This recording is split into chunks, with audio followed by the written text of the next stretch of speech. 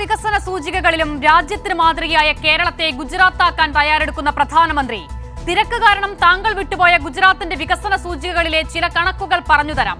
ശിശുമരണ നിരക്കിൽ 19ാം റാങ്ക്, വളർച്ച മുരടിച്ച കുട്ടികൾ 26ാം റാങ്ക്, ശുചിത്വ സൗകര്യമുള്ള വീടുകൾ 18ാം റാങ്ക്, സ്കൂളിൽ ചേർന്ന കുട്ടികളുടെ കണക്കിൽ 21ാം റാങ്ക്, സ്കൂളിൽ പോയിട്ടുള്ള സ്ത്രീകളുടെ കണക്കിൽ 19ാം റാങ്ക്.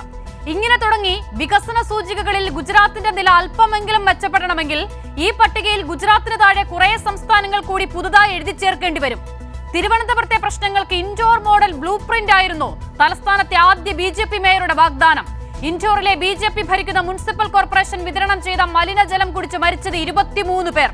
ഇവിടുത്തെ സർക്കാരിനെതിരെ പ്രധാനമന്ത്രി നുണയുടെ കോട്ട പണിയുമ്പോൾ BJPയുടെ ഇതേ ഇൻഡോറിൽ മലിനജലം കുടിച്ച് ആശുപത്രിയിലായത് 22 പേർ. ഭരണത്തിലുള്ള ഇടങ്ങളിൽ മാറാത്തതിനെയൊക്കെ BJP മാറ്റിയത് ഇങ്ങനെയാണ്. മനുഷ്യന്റെ ജീവനെടുത്തും അവന്റെ അവകാശങ്ങളെ റദ്ദു ചെയ്തും.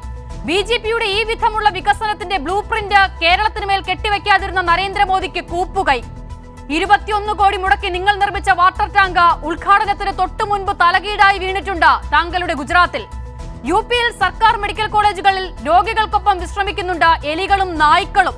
മധ്യപ്രദേശിൽ മനുഷ്യന്റെ ജീവനെടുക്കുന്നുണ്ട് നിങ്ങൾ വിതരണം ചെയ്ത ദാഹജലം. പ്രിയപ്പെട്ട നരേന്ദ്രമോദി, മാറാത്തതിനെ മാറ്റി വെള്ളം കുടിച്ചു മരിച്ചു വീഴുന്ന മധ്യപ്രദേശ് ആക്കരുത് കേരളത്തെ.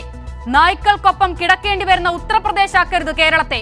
കുഞ്ഞുങ്ങൾ മരിച്ചു വീഴുന്ന ഗുജറാത്ത് ആക്കരുത് കേരളത്തെ. ഇനി ചർച്ചയിൽ അതിഥികളായി ചേരുന്നവ: വി ജോയ് CPIMൽ നിന്നും, AS അഖിൽ BJPയിൽ നിന്നും, ശ്രീജിത്ത് ദിവാകരൻ മാധ്യമപ്രവർത്തകൻ എന്നിവരാണ്. അതിൽ ഞാൻ AS അഖിലിലേക്ക് പോകുകയാണ്. AS അഖിൽ, തലസ്ഥാനം തിരുവനന്തപുരം BJP പിടിക്കുമ്പോൾ വലിയ പ്രഖ്യാപനങ്ങളൊക്കെ ഉണ്ടാകുമെന്നതിന്റെ സൂചനകൾ മുൻപ് തന്നെ BJP നേതാക്കളൊക്കെ നൽകിയിരുന്നു. ഇതിന്റെ തുടർച്ചയിലാണ് 45 ദിവസത്തിനകം പ്രധാനമന്ത്രി വരുമെന്നും തിരുവനന്തപുരത്തിന്റെ വികസനം ഏത് നിലയിലാണ് എന്നുള്ള ബ്ലൂ പ്രിന്റ് അദ്ദേഹം അവതരിപ്പിക്കും എന്നൊക്കെ BJPയുടെ സംസ്ഥാന അധ്യക്ഷൻ രാജീവ് ചന്ദ്രശേഖർ, ഇപ്പോഴത്തെ മേയർ കൂടിയായ VV രാജേഷ് അന്ന് തെരഞ്ഞെടുപ്പിൽ മത്സരിക്കുന്ന സമയത്തൊക്കെ പറയുകയും ചെയ്തു. അപ്പോൾ അത് പ്രതീക്ഷിച്ചുകൂടിയാണ് കഴിഞ്ഞ ദിവസങ്ങളിലൊക്കെ വലിയ വാർത്തകൾ, വലിയ പ്രതീക്ഷകൾ, പ്രഖ്യാപനങ്ങൾ വരുന്നു എന്നുള്ള നിലയിൽ ഉണ്ടാകുകയും ചെയ്തത്. പക്ഷേ പ്രധാനമന്ത്രി നരേന്ദ്രമോദി വന്ന ശേഷം സവിശേഷമായി തിരുവനന്തപുരത്തെ മാത്രം പുനരുജ്ജീവിപ്പിക്കുന്ന തരത്തിൽ എന്ത് പ്രഖ്യാപനമുണ്ടായി അദ്ദേഹത്തിൽ നിന്നും? ഇതിനായിരുന്നോ ഈ കണ്ട കോലാഹലമൊക്കെ?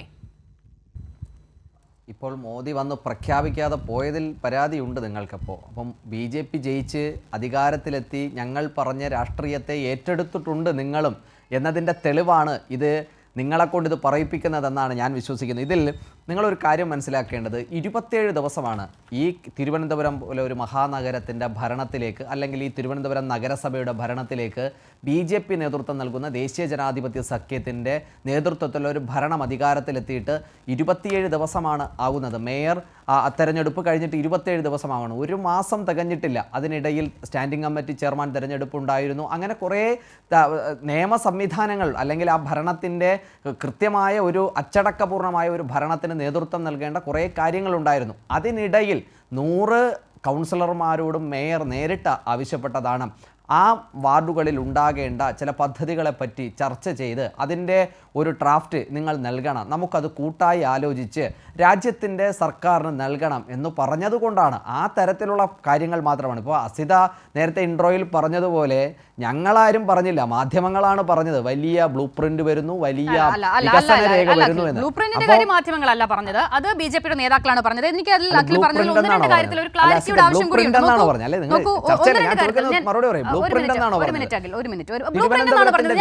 ഞാനത് കേൾപ്പിക്കാം, തർക്കമുണ്ടെങ്കിൽ കേൾപ്പിക്കാം. പക്ഷേ അഖിൽ പറഞ്ഞതിൽ ഒന്ന് രണ്ട് കാര്യങ്ങൾ ക്ലാരിറ്റി. അതായത് തെരഞ്ഞെടുപ്പ് കഴിഞ്ഞ് BJP ആണ് കോർപ്പറേഷൻ ഭരിക്കുന്നതെങ്കിൽ 45 ദിവസത്തിനകം, അങ്ങനെ തന്നെയാണ് VV രാജേഷ് പറഞ്ഞത്. തർക്കമില്ലല്ലോ അല്ലേ?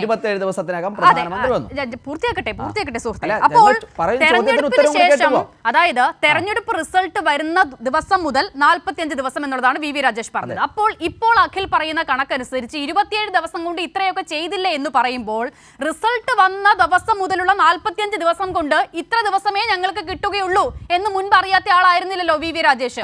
അപ്പോൾ എന്തൊക്കെയോ നടക്കാൻ പോകുന്നു എന്ന നിലയിൽ ഈ 45 ദിവസം എന്നുള്ളത് ഒരു മാന്ത്രിക സംഖ്യയായി അങ്ങ് അവതരിപ്പിക്കുകയാണ്.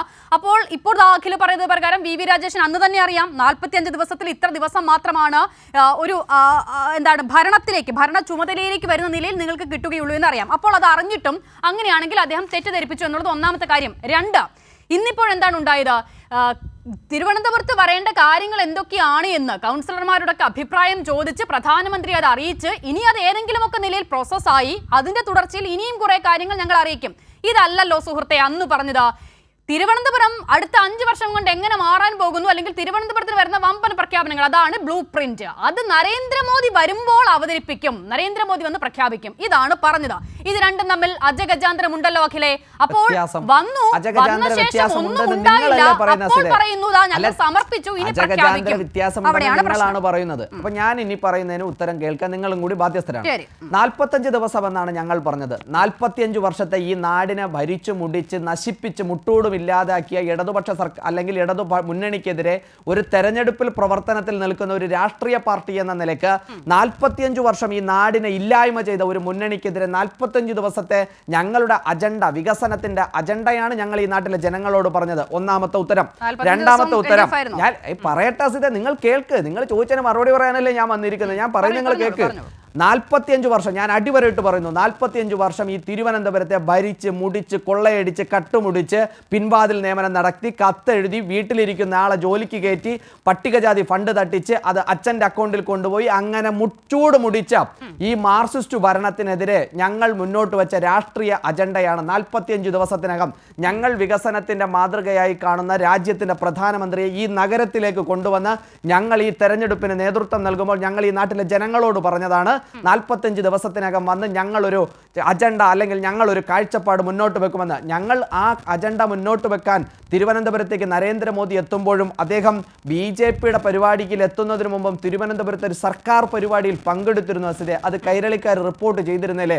അത് ഈ നാട്ടിലെ റെയിൽവേയുടെ ഒരു പദ്ധതിയായിരുന്നു. അത് തിരുവനന്തപുരത്ത് നിന്നും ആരംഭിക്കുന്ന അല്ലെങ്കിൽ തിരുവനന്തപുരത്ത് നിന്നും യാത്ര ആരംഭിക്കുന്ന ഒരു പദ്ധതിയായിരുന്നു. അതിനുശേഷം അദ്ദേഹം പറഞ്ഞ രാഷ്ട്രീയമുണ്ട്, ആ പ്രസംഗങ്ങളിലൊക്കെയുമുണ്ട്. കേരളം നേരിടുന്ന പ്രശ്നങ്ങളുണ്ട്.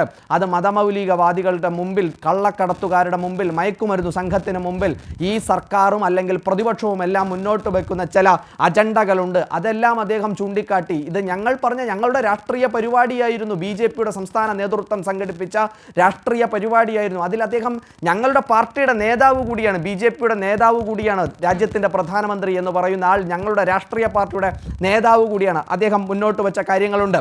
ഇനി അസിത പറഞ്ഞ ഒരു ചോദ്യത്തിന് ഞാൻ എൻ്റെ ലളിതമായ ഒരു രീതിയിൽ ഞാൻ അസിതയോട് ചോദ്യം ചോദിക്കുന്നുണ്ട്. നിങ്ങൾ ഈ BJP ഏതു തരത്തിലുള്ള വികസന പ്രഖ്യാപനമാണ് അല്ലെങ്കിൽ ബ്ലൂ പ്രിൻ്റാണ് എന്ന് പറയുമ്പോൾ ഞങ്ങൾ ആവർത്തിച്ച് ഇന്ന് ബഹുമാന്യനായ മേയറും ആ വേദിയിൽ പ്രസംഗിച്ചത്, ആ പ്രധാനമന്ത്രിയോട് ആവർത്തിച്ചു പറഞ്ഞത്, ഞങ്ങളെ പിന്തുണയ്ക്കുന്ന BJPയെ പിന്തുണയ്ക്കുന്ന 51 കൗൺസിലർമാരോട് മാത്രമല്ല 101 കൗൺസിലർമാരുടെയും പ്രതിനിധിയായിട്ടാണ് ഞാൻ അങ്ങയുടെ കയ്യിലേക്ക് ഈ ഡ്രാഫ്റ്റ് അല്ലെങ്കിൽ ഞങ്ങൾ സംഘടിപ്പിച്ചിട്ടുള്ള ഈ ഒരു രേഖ അല്ലെങ്കിൽ ഈ ഒരു രൂപരേഖ അങ്ങയ്ക്ക് മുമ്പിൽ സമർപ്പിക്കുന്നതെന്ന് പറഞ്ഞതാണ്. അങ്ങക്ക് അറിവില്ലെങ്കിൽ ഞാൻ പറയാം.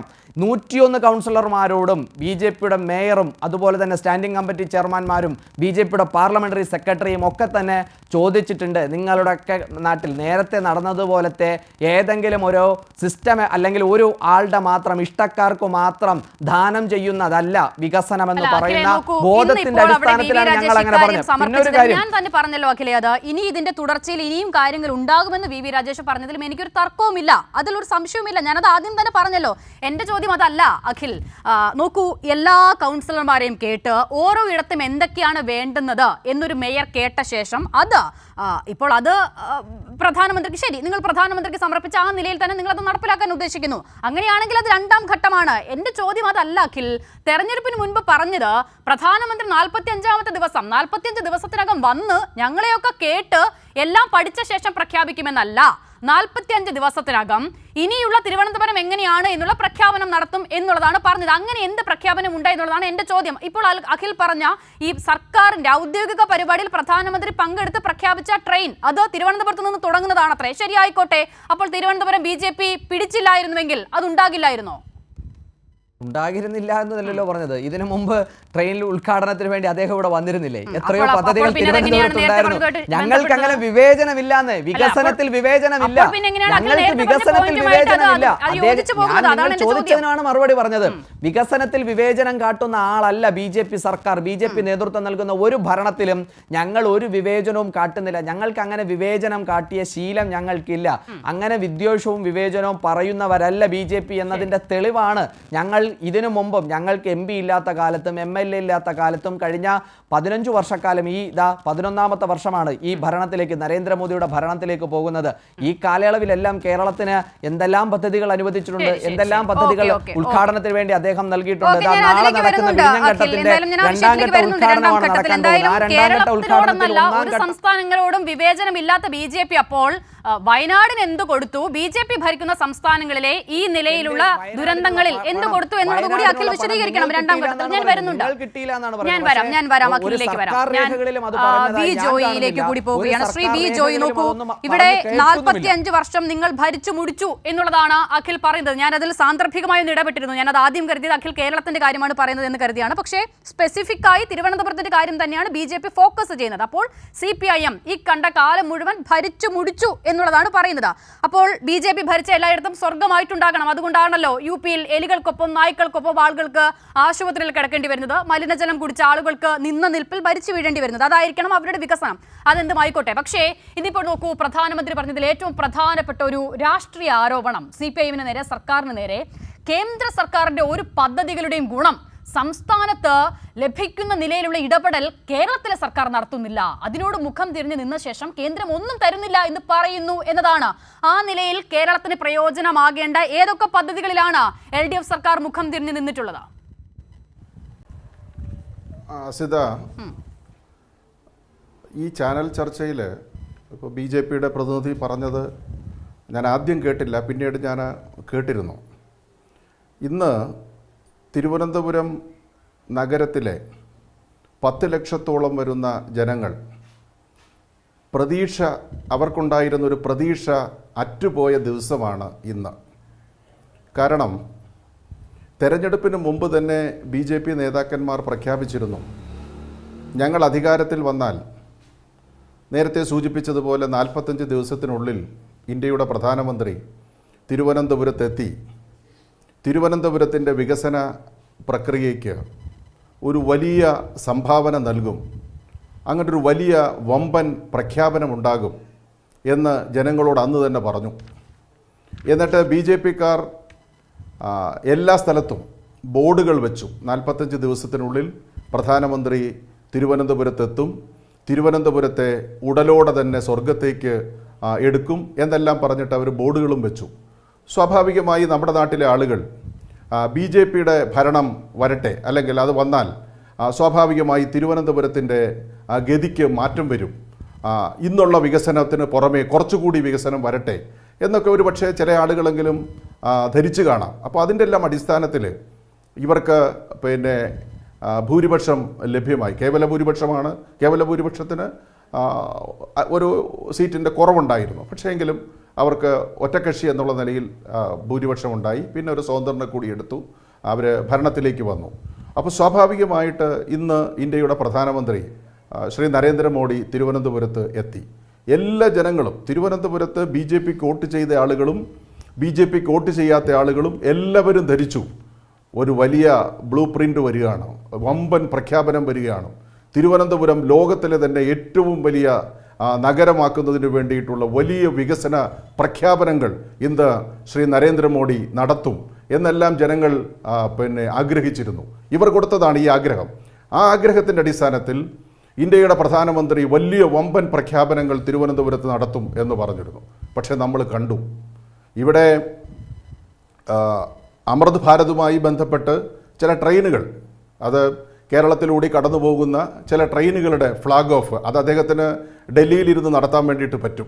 പക്ഷേ ഇവിടെ സംബന്ധിച്ചിടത്തോളം കൃത്യമായിട്ട് ജനങ്ങളെ പറ്റിക്കുന്ന, തിരുവനന്തപുരത്ത് BJP-ക്ക് വോട്ട് ചെയ്ത ജനങ്ങളെ പറ്റിക്കുന്ന ഒരു രീതിയാണ് ഇന്നുണ്ടായത്. കേവലം ഒരു രാഷ്ട്രീയ പ്രസംഗം. ഇപ്പോൾ കേരളത്തിൽ ഭരണം നടത്തുന്ന LDF-നെ, പിന്നെ ഒരു ചെറിയ പരിധിവരെ UDF-നെ, ഒന്ന് രാഷ്ട്രീയമായിട്ട് പിന്നെ എതിരിടുന്നതിന് വേണ്ടിയിട്ടുള്ള ഒരു രാഷ്ട്രീയ പ്രസംഗം, ഒരു വേണമെങ്കിൽ വരാൻ പോകുന്ന നിയമസഭാ തെരഞ്ഞെടുപ്പുമായി ബന്ധപ്പെട്ട് വരുന്ന കാര്യങ്ങളെ സംബന്ധിച്ച് ഒരു രാഷ്ട്രീയമായിട്ടുള്ള പ്രഖ്യാപനം, പ്രസംഗം നടത്തി എന്നുള്ളത് ഒഴിച്ചാൽ ഈ കേരളത്തിലെ ആളുകളെ തീർത്തും വഞ്ചിച്ചിരിക്കുകയാണ്. പ്രത്യേകിച്ചും തിരുവനന്തപുരത്തെ ജനതയെ ശ്രീ നരേന്ദ്രമോദി തീർത്തും അവഹേളിച്ചിരിക്കുകയാണ്. യാതൊരു പ്രഖ്യാപനങ്ങളുമില്ലാതെ ഇവർ പറഞ്ഞത് ഇവർ തന്നെ വിഴുങ്ങുന്ന സാഹചര്യം വന്നു. ഇപ്പോൾ BJPയുടെ പ്രതിനിധി ഇവിടെ പറഞ്ഞല്ലോ, 27 ദിവസം കൊണ്ട് ഞങ്ങൾക്ക് 101 കൗൺസിലർമാരുടെ കയ്യിൽ നിന്ന് വികസനത്തിൻ്റെതായിട്ടുള്ള രേഖ കൈപ്പറ്റി അതെല്ലാം പഠിച്ച് തയ്യാറാക്കി കൊടുക്കാൻ വേണ്ടിയിട്ട് ഞങ്ങൾക്ക് സാധിച്ചില്ല. ഞാൻ ചോദിക്കട്ടെ, ഏത് കൗൺസിലർക്കാണ് ഒരു പിന്നെ നിശ്ചിത സമയത്തിനുള്ളിൽ ആ വാർഡിൽ നടക്കേണ്ട വികസന പ്രവർത്തനങ്ങളെ സംബന്ധിച്ച് പറയാൻ കഴിയാത്തത്? നിശ്ചയമായിട്ടും പറയാൻ വേണ്ടി കഴിയും. ആ വാർഡിൽ നടത്തുന്ന വികസന പ്രവർത്തനങ്ങളെക്കുറിച്ചല്ല ഇവിടെ പ്രധാനമായിട്ട് വരേണ്ടത്. തിരുവനന്തപുരത്ത് നിങ്ങൾ പറഞ്ഞല്ലോ 45 വർഷക്കാലം പിന്നെ CPM-ഉം ഇടതുപക്ഷവും ഭരിച്ച് മുടിച്ച് നാശമാക്കിയിട്ടിരിക്കുകയാണ്. അപ്പോൾ അതിനെ ഉയർത്തിക്കൊണ്ടുവരാൻ, നിങ്ങൾ പറയുന്ന മോശപ്പെട്ട കാര്യങ്ങളിൽ നിന്ന് നല്ല നിലയിലേക്ക് കൊണ്ടുവരാൻ നിങ്ങൾക്ക് എന്തു പ്രഖ്യാപനം ഇന്ന് ശ്രീ നരേന്ദ്രമോദിയുടെ കയ്യിലേക്ക് കൊടുക്കാൻ വേണ്ടിയിട്ട് സാധിച്ചു? ഏതെങ്കിലും ഒരു കാര്യം നിങ്ങൾ പറയൂ. ഈ നിങ്ങൾ ഇന്ന് കാണുന്ന തിരുവനന്തപുരം എങ്ങനെയാണ് ഈ നിലയിലേക്ക് വന്നത് എന്നതിനെ സംബന്ധിച്ച് പഴയകാല ചിത്രങ്ങളും പഴയകാല കാര്യങ്ങളും നോക്കിയാൽ BJPയുടെ പ്രതിനിധിക്ക് മനസ്സിലാക്കാൻ വേണ്ടിയിട്ട് സാധിക്കും. തിരുവനന്തപുരത്തെ ഇന്ന് കാണുന്ന നിലയിലേക്ക് ഏതാണ്ട് ഒരു 1.5-2 ലക്ഷം ആളുകളിൽ നിന്ന് 10 ലക്ഷം ആളുകൾ താമസിക്കുന്ന ഒരു മെട്രോ സിറ്റിയായി വന്ന് അവരുടെ ആവശ്യങ്ങൾ നടപ്പിലാക്കാൻ പറ്റുന്ന, അവർക്ക് യാത്ര ചെയ്യാൻ പറ്റുന്ന മറ്റു സംവിധാനങ്ങളിലേക്ക് തിരുവനന്തപുരം നഗരത്തെ കൊണ്ടുചെന്ന് എത്തിക്കുന്നതിൽ ഇടതുപക്ഷ പ്രസ്ഥാനം വഹിച്ചിട്ടുള്ള പങ്ക് വളരെ വലുതാണ്. നിങ്ങളിപ്പോൾ 5 വർഷം ഭരിക്കാൻ വേണ്ടി വന്നല്ലോ, നിങ്ങൾ ഭരിക്കുക, നിങ്ങളത് ഓരോ കാര്യങ്ങളെ സംബന്ധിച്ചിടത്തോളം കാണിക്കുക. നിങ്ങൾ ആ കാണിച്ചതിന് ശേഷം നിങ്ങൾക്ക് പറയാൻ വേണ്ടിയിട്ട് സാധിക്കുമെന്നുള്ളതാണ് എനിക്കതിനെ സംബന്ധിച്ച് പറയാനുള്ളത്. ഇനി അസിത എന്നോട് ചോദിച്ചൊരു ചോദ്യമുണ്ട്. കേന്ദ്ര ഗവൺമെൻറ് പറഞ്ഞു ഇവിടെ വിവേചനം, കേരള ഗവൺമെൻറ് കേന്ദ്ര പദ്ധതികളോട് വിവേചനം കാട്ടുകയാണ് എന്ന് പറഞ്ഞു. ഏത് പദ്ധതിയോടാണ് കേരള ഗവൺമെൻറ് വിവേചനം കാണിച്ചിട്ടുള്ളത്? നിങ്ങൾ നോക്കൂ, 80-ഓളം വരുന്ന കേന്ദ്ര പദ്ധതികളുണ്ട്. ഈ പദ്ധതികൾ കേരളത്തിൽ നടപ്പിലാക്കിയതിൻ്റെ പണം തരാത്തവരാണ് ഇവർ. എത്ര പദ്ധതികൾ ഞാൻ വേണമെങ്കിൽ അടുത്ത റൗണ്ടിൽ നിങ്ങളോട് സൂചിപ്പിക്കാം. ഈ കേരളത്തിൽ കേന്ദ്ര പദ്ധതികൾ നടപ്പിലാക്കിയതിൻ്റെ പേരിൽ മാത്രം 5783 കോടി രൂപ കേന്ദ്ര ഗവൺമെൻറ് നൽകാനുണ്ട്. നമുക്ക് മറ്റു മാർഗങ്ങളിൽ തരാനുള്ള പണം വേറെയാണ്. പക്ഷേ ഈ വിവിധ കേന്ദ്ര പദ്ധതികൾ നടപ്പിലാക്കിയതിൻ്റെ പേരിൽ ഈ കൊച്ചു കേരളത്തിന് കേന്ദ്ര ഗവൺമെൻറ് 5783 കോടി രൂപ നൽകാനുണ്ട്. കേരളത്തെ പറ്റിക്കുകയാണ്, കേരളത്തിലെ ജനതയെ പറ്റിക്കുകയാണ്. അവരുടെ പദ്ധതികൾ, കേന്ദ്ര ഗവൺമെൻറ് പദ്ധതികൾ ഏറ്റെടുത്ത് നടപ്പിലാക്കുന്നതിന് ആവശ്യമായിട്ടുള്ള 60%-വും 50%-വും തുക കേന്ദ്ര ഗവൺമെൻറ് നൽകേണ്ട പണം നൽകാതിരിക്കുകയാണ്. തികഞ്ഞ വിവേചനമാണ് ഈ കൊച്ചു കേരളത്തോട് BJP സർക്കാർ നടപ്പിലാക്കിക്കൊണ്ടിരിക്കുന്നത്. അത് ഈ നാട്ടിലുള്ള ജനങ്ങൾക്കറിയാം. തികഞ്ഞ വിവേചനമാണ് നടപ്പിലാക്കിക്കൊണ്ടിരിക്കുന്നത്. അല്ലാതെ വിവേചനരഹിതമായ ഒരു പ്രവർത്തനമല്ല BJP നടത്തുന്നത്. മറ്റു സംസ്ഥാനങ്ങൾക്ക് കൊടുക്കുന്നതിൻ്റെ ഒരു ചെറിയ അംശം പോലും ഈ കൊച്ചു കേരളത്തിന് BJP ഗവൺമെന്റ് നൽകുന്നില്ല എന്നുള്ള വസ്തുത നമ്മൾ പ്രത്യേകമായിട്ട് മനസ്സിലാക്കണം. ഞാൻ മടങ്ങി വരാം താങ്കളിലേക്ക്. ശ്രീജിത്ത് ദിവാകരൻ, നോക്കൂ, ഇപ്പോൾ BJPയുടെ പ്രതിനിധി അടക്കം വളരെ തന്ത്രപരമായി ഈ വിഷയത്തെ സമീപിച്ച രീതി താങ്കൾ ശ്രദ്ധിച്ചു കാണുമെന്ന് ഞാൻ കരുതുന്നു. ഞങ്ങൾ ആരെങ്കിലും പറഞ്ഞോ പ്രധാനമന്ത്രി നരേന്ദ്രമോദി വന്ന് ഇത്ര വലിയ പ്രഖ്യാപനങ്ങൾ നടത്തും എന്നുള്ളതാണ്? ശരിയാണ്, അവർ അങ്ങനെ ഒരു നെറേറ്റീവ് ഇന്ന് വൈകുന്നേരം മുതൽ പ്രചരിപ്പിക്കുന്നുണ്ട്. VV രാജേഷ് പോലും പറയുന്നുണ്ട് ഓടി വന്നൊന്നും പ്രഖ്യാപിക്കാൻ കഴിയില്ലല്ലോ എന്ന്. അപ്പോൾ ഈ കഴിഞ്ഞ ദിവസങ്ങളിൽ നടന്ന കോലാഹലങ്ങൾ, പ്രത്യേകിച്ചും മാധ്യമങ്ങൾ വഴി നടത്തിയത്, ഒരുപക്ഷെ ആ ബ്ലൂ പ്രിന്റ് എന്നുള്ള അന്നത്തെ ആ പ്രതികരണം, അതിനെ തുടർന്ന് ചരിത്രത്തിൽ ആദ്യമായി BJP അധികാരത്തിൽ വരുന്നു. അപ്പോൾ ഉണ്ടാകുന്ന പ്രഖ്യാപനങ്ങളുടെയൊക്കെ ഒരു നമ്മളൊരു പരിധി വരെ പ്രതീക്ഷിക്കുന്നു. പക്ഷെ അതിനപ്പുറമുള്ള ഒരു കവറേജ് ആ വിഷയത്തിൽ കൊടുത്തത് എന്തുകൊണ്ടാണ്? ഇന്നിപ്പോൾ പ്രധാനമന്ത്രി വരുന്ന ഘട്ടം മുതൽ തന്നെ വലിയ ബ്രേക്കിംഗ് ന്യൂസുകൾ, വമ്പൻ പ്രഖ്യാപനങ്ങൾ എന്നുള്ളതാണ്. അപ്പോൾ അങ്ങനെ ഒരു നറേറ്റീവിലേക്ക് എത്തിയത് എങ്ങനെയാണ്? അതിനുശേഷം ഒന്നും ഇല്ലാതാകുമ്പോൾ ഞങ്ങൾ ആരെങ്കിലും പറഞ്ഞോ എന്ന് വളരെ നിഷ്കളങ്കമായി BJP നേതാക്കൾക്ക് പറയാൻ സാധിക്കുന്നത്, ചോദിക്കാൻ സാധിക്കുന്നത് എങ്ങനെയാണ്?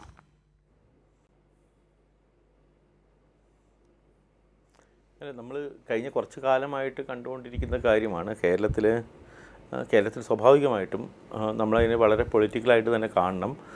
കാരണം തിരഞ്ഞെടുപ്പ് അടുത്തിരിക്കുകയാണ്. കേരളത്തിൽ വേരുറപ്പിക്കാനായിട്ട് കഴിഞ്ഞ ഒരു ഏതാണ്ടൊരു 40 വർഷമായിട്ട് ഹിന്ദുത്വം ശ്രമിക്കുന്നുണ്ട്. കഴിഞ്ഞൊരു 80കൾ മുതൽ BJP വലിയ ശ്രമങ്ങൾ നടത്തുന്നുണ്ട്. സ്വാഭാവികമായിട്ടും കേരളത്തിനുള്ളിൽ ഇൻക്ലൂഡ് ചെയ്യാനും അതേപോലെ തന്നെ നിയമസഭാ സീറ്റുകളും ലോക്സഭാ സീറ്റുകൾ നിൽക്കുക, കൂടുതൽ പഞ്ചായത്തുകൾ നേടുക തുടങ്ങിയിട്ടുള്ള കാര്യങ്ങളെല്ലാം നേടിയെടുക്കാനുള്ളൊരു ശ്രമം ഇവർ നടക്കുന്നുണ്ട്. നിയമസഭ ഇത്തവണ കൂടുതൽ സീറ്റുകൾ നേടാനായിട്ട് കഴിയും എന്നുള്ളത് BJP ദേശീയ തലത്തിൽ തന്നെ ദീർഘകാലമായിട്ട് പ്രചരിപ്പിക്കുന്ന ഒരു കാര്യമാണ്. അപ്പോൾ ഞാൻ ഒരു പൊളിറ്റിക്കൽ ഒരു ബീയിങ് എന്നുള്ള രീതിയിൽ, ഒരു ജേർണലിസ്റ്റ് എന്നുള്ള രീതിയിൽ ഞാൻ യഥാർത്ഥത്തിൽ ഞാൻ തിരുവനന്തപുരം മാത്രമല്ല, ഞാൻ വളരെ പ്രതീക്ഷയോടുകൂടി എന്ന് വെച്ചാൽ കൗതുകത്തോടു കൂടി ഞാൻ നോക്കിയായിരുന്നു. കാരണം എന്തായിരിക്കും നരേന്ദ്രമോദി ഇത്തവണ ഈ തെരഞ്ഞെടുപ്പിന് തൊട്ട് മുൻപ് കേരളത്തിൽ വന്നിട്ട് നടത്താൻ പോകുന്ന പ്രഖ്യാപനങ്ങൾ. ഞാൻ വലിയ പ്രഖ്യാപനങ്ങളെല്ലാം പ്രതീക്ഷിച്ചിരുന്നു. കാരണം ആ പ്രഖ്യാപനങ്ങളെല്ലാം നടപ്പിലാകുമോ അല്ലയോ എന്നുള്ള കാര്യമല്ല, മറിച്ച് പ്രഖ്യാപനങ്ങൾ എന്നുള്ളത് BJPയെ സംബന്ധിച്ചിടത്തോളം, ഏത് രാഷ്ട്രീയ കക്ഷികളെ സംബന്ധിച്ചിടത്തോളം തെരഞ്ഞെടുപ്പിന് മുമ്പുള്ള പ്രഖ്യാപനങ്ങൾ എന്നുള്ളത് വളരെയധികം ഒരു വാർത്താ പ്രാധാന്യങ്ങൾ കിട്ടാൻ പോകുന്നൊരു കാര്യമാണ്. കേരളത്തിനെ സംബന്ധിച്ചിടത്തോളം നരേന്ദ്രമോദി വലിയ പ്രഖ്യാപനങ്ങൾ നടത്തിയിരുന്നെങ്കിൽ അതൊരു വലിയ വാർത്തകളിലേക്ക് പോവുകയും ചെയ്തിരുന്നു. അപ്പോൾ തിരുവനന്തപുരത്തെ സംബന്ധിച്ചിടത്തോളം അവർ തിരുവനന്തപുരം കോർപ്പറേഷൻ BJP നേടുകയും ചെയ്തു. കുറച്ച് കാലത്തെ അവരുടെ ശ്രമമായിരുന്നു. വലിയ ഒരു മാർജിനിലൊന്നും അല്ലെങ്കിൽ പോലും ഭരണം പിടിക്കാനായിട്ട് അവർക്ക് സാധിച്ചിട്ടുണ്ട്. ആ ഒരു കരുത്തിൽ ഒരുപക്ഷെ തിരുവനന്തപുരത്തിന് വേണ്ടിയിട്ട് വലിയൊരു പ്രഖ്യാപനം നരേന്ദ്രമോദി നടത്തിയിരുന്നെങ്കിൽ അതവർക്കൊരു പൊളിറ്റിക്കൽ ഒരു ഗെയിൻ ഉണ്ടാക്കാനായിട്ട് ചിലപ്പോൾ സഹായിക്കുമായിരുന്നൊരു കാര്യമായിരുന്നു. അപ്പോൾ അത് എന്തുകൊണ്ട് ചെയ്തില്ല എന്നുള്ളത് എന്നെ സംബന്ധിച്ചിടത്തോളം കുറച്ച് ഒരു ജേർണലിസ്റ്റ് രീതിയിൽ എനിക്ക് കുറച്ച് കൗതുകമുണ്ടാക്കിയ ഒരു കാര്യമാണ്. കാരണം കേരളം എന്ന് പറയുന്ന ഒരു ആവാസ വ്യവസ്ഥയെ ഞാനൊരു ആവാസ വ്യവസ്ഥ എന്ന് പ്രത്യേകിച്ച് പറഞ്ഞൊരു കാര്യം എന്ന് വെച്ചിട്ടുണ്ടെങ്കിൽ, മറ്റ് കേരളത്തിന് പുറത്തുള്ള ഒരു സമൂഹം കേരളത്തിൽ ഇപ്പോഴും ഇന്ത്യയുടെ മറ്റ് ഭാഗങ്ങളിൽ നിന്ന് കുറച്ച് മാറി നിൽക്കുന്ന ഒരു സമൂഹമായിട്ട് തന്നെയാണ് കാണുന്നത്. കാരണം നമ്മൾ പലപ്പോഴും നമ്മുടെ ഒരു പൊളിറ്റിക്കൽ ഹിസ്റ്ററിയിൽ നമ്മൾ ഈ പറയുന്ന പല സ്ഥലത്തും വേരുറപ്പിച്ചിട്ടുള്ള ഒരു ഹിന്ദുത്വയ്ക്ക് അത്രമാത്രം വേരുറപ്പിക്കാനായിട്ട് ഹിന്ദുത്വയുടെ എലമെൻറ്റ്സ് ഇവിടെ ഇല്ല എന്നല്ല, ധാരാളം ശാഖകളുള്ള, ഗുജറാത്തിനേക്കാൾ കൂടുതൽ ഒരുപക്ഷെ RSS ശാഖകളുള്ളൊരു സ്ഥലമാണ് ഇവിടെ. അതെല്ലാം ഇവിടെ ഉണ്ടായിട്ട് പോലും രാഷ്ട്രീയപരമായിട്ട് ഒരു പാർലമെൻ്ററി രാഷ്ട്രീയത്തിലേക്ക് BJPക്ക് അത്രമാത്രം ഇടം കൊടുക്കാത്തൊരു സ്ഥലമാണ്. അതുകൊണ്ട് തന്നെ പുറമേയുള്ള ആളുകൾ ഇതൊരു വ്യത്യസ്തമായ ആവാസ വ്യവസ്ഥയായിട്ട് തന്നെ കണക്കാക്കുന്നു. നമുക്കറിയാവുന്ന കാര്യം തന്നെ, എത്രയോ കാലമായിട്ട് 80കളിലും എല്ലാം പല ശ്രമങ്ങൾ നടന്നിട്ടുണ്ട്. അതിനു മുമ്പ് ഗോൾവാൾക്കറിൻ്റെ കാലത്ത് മദൻ മോഹൻ മാളവ്യ, പല ആളുകൾ വിശ്വഹിന്ദുപരിഷത്തിൻ്റെ ഹിന്ദുപരിഷത്ത് എന്ന് പറയുന്നത് വിശ്വഹിന്ദുപരിഷത്തെല്ല, അതിന് മുമ്പുണ്ടായിട്ടുള്ള അതിൻ്റെ ഫോർമേഷൻ, അതിൻ്റെ കാലത്തെല്ലാം കേരളത്തിലേക്ക് പല രീതിയിൽ കടന്നു വരാനായിട്ടുള്ളൊരു വലിയ ശ്രമങ്ങൾ വെച്ചിട്ടുണ്ടെങ്കിൽ പൊളിറ്റിക്കൽ ഇതിലേക്ക് കടന്നു വരാനുള്ള വലിയ ശ്രമങ്ങൾ നടത്തിയിട്ടുണ്ട്. അതിനുശേഷം പരാജയപ്പെട്ടിട്ടുണ്ട്. അതിൻ്റെ തുടർന്നുള്ള ശ്രമങ്ങൾ പല സ്ഥലത്തും നടക്കുന്നുണ്ട്.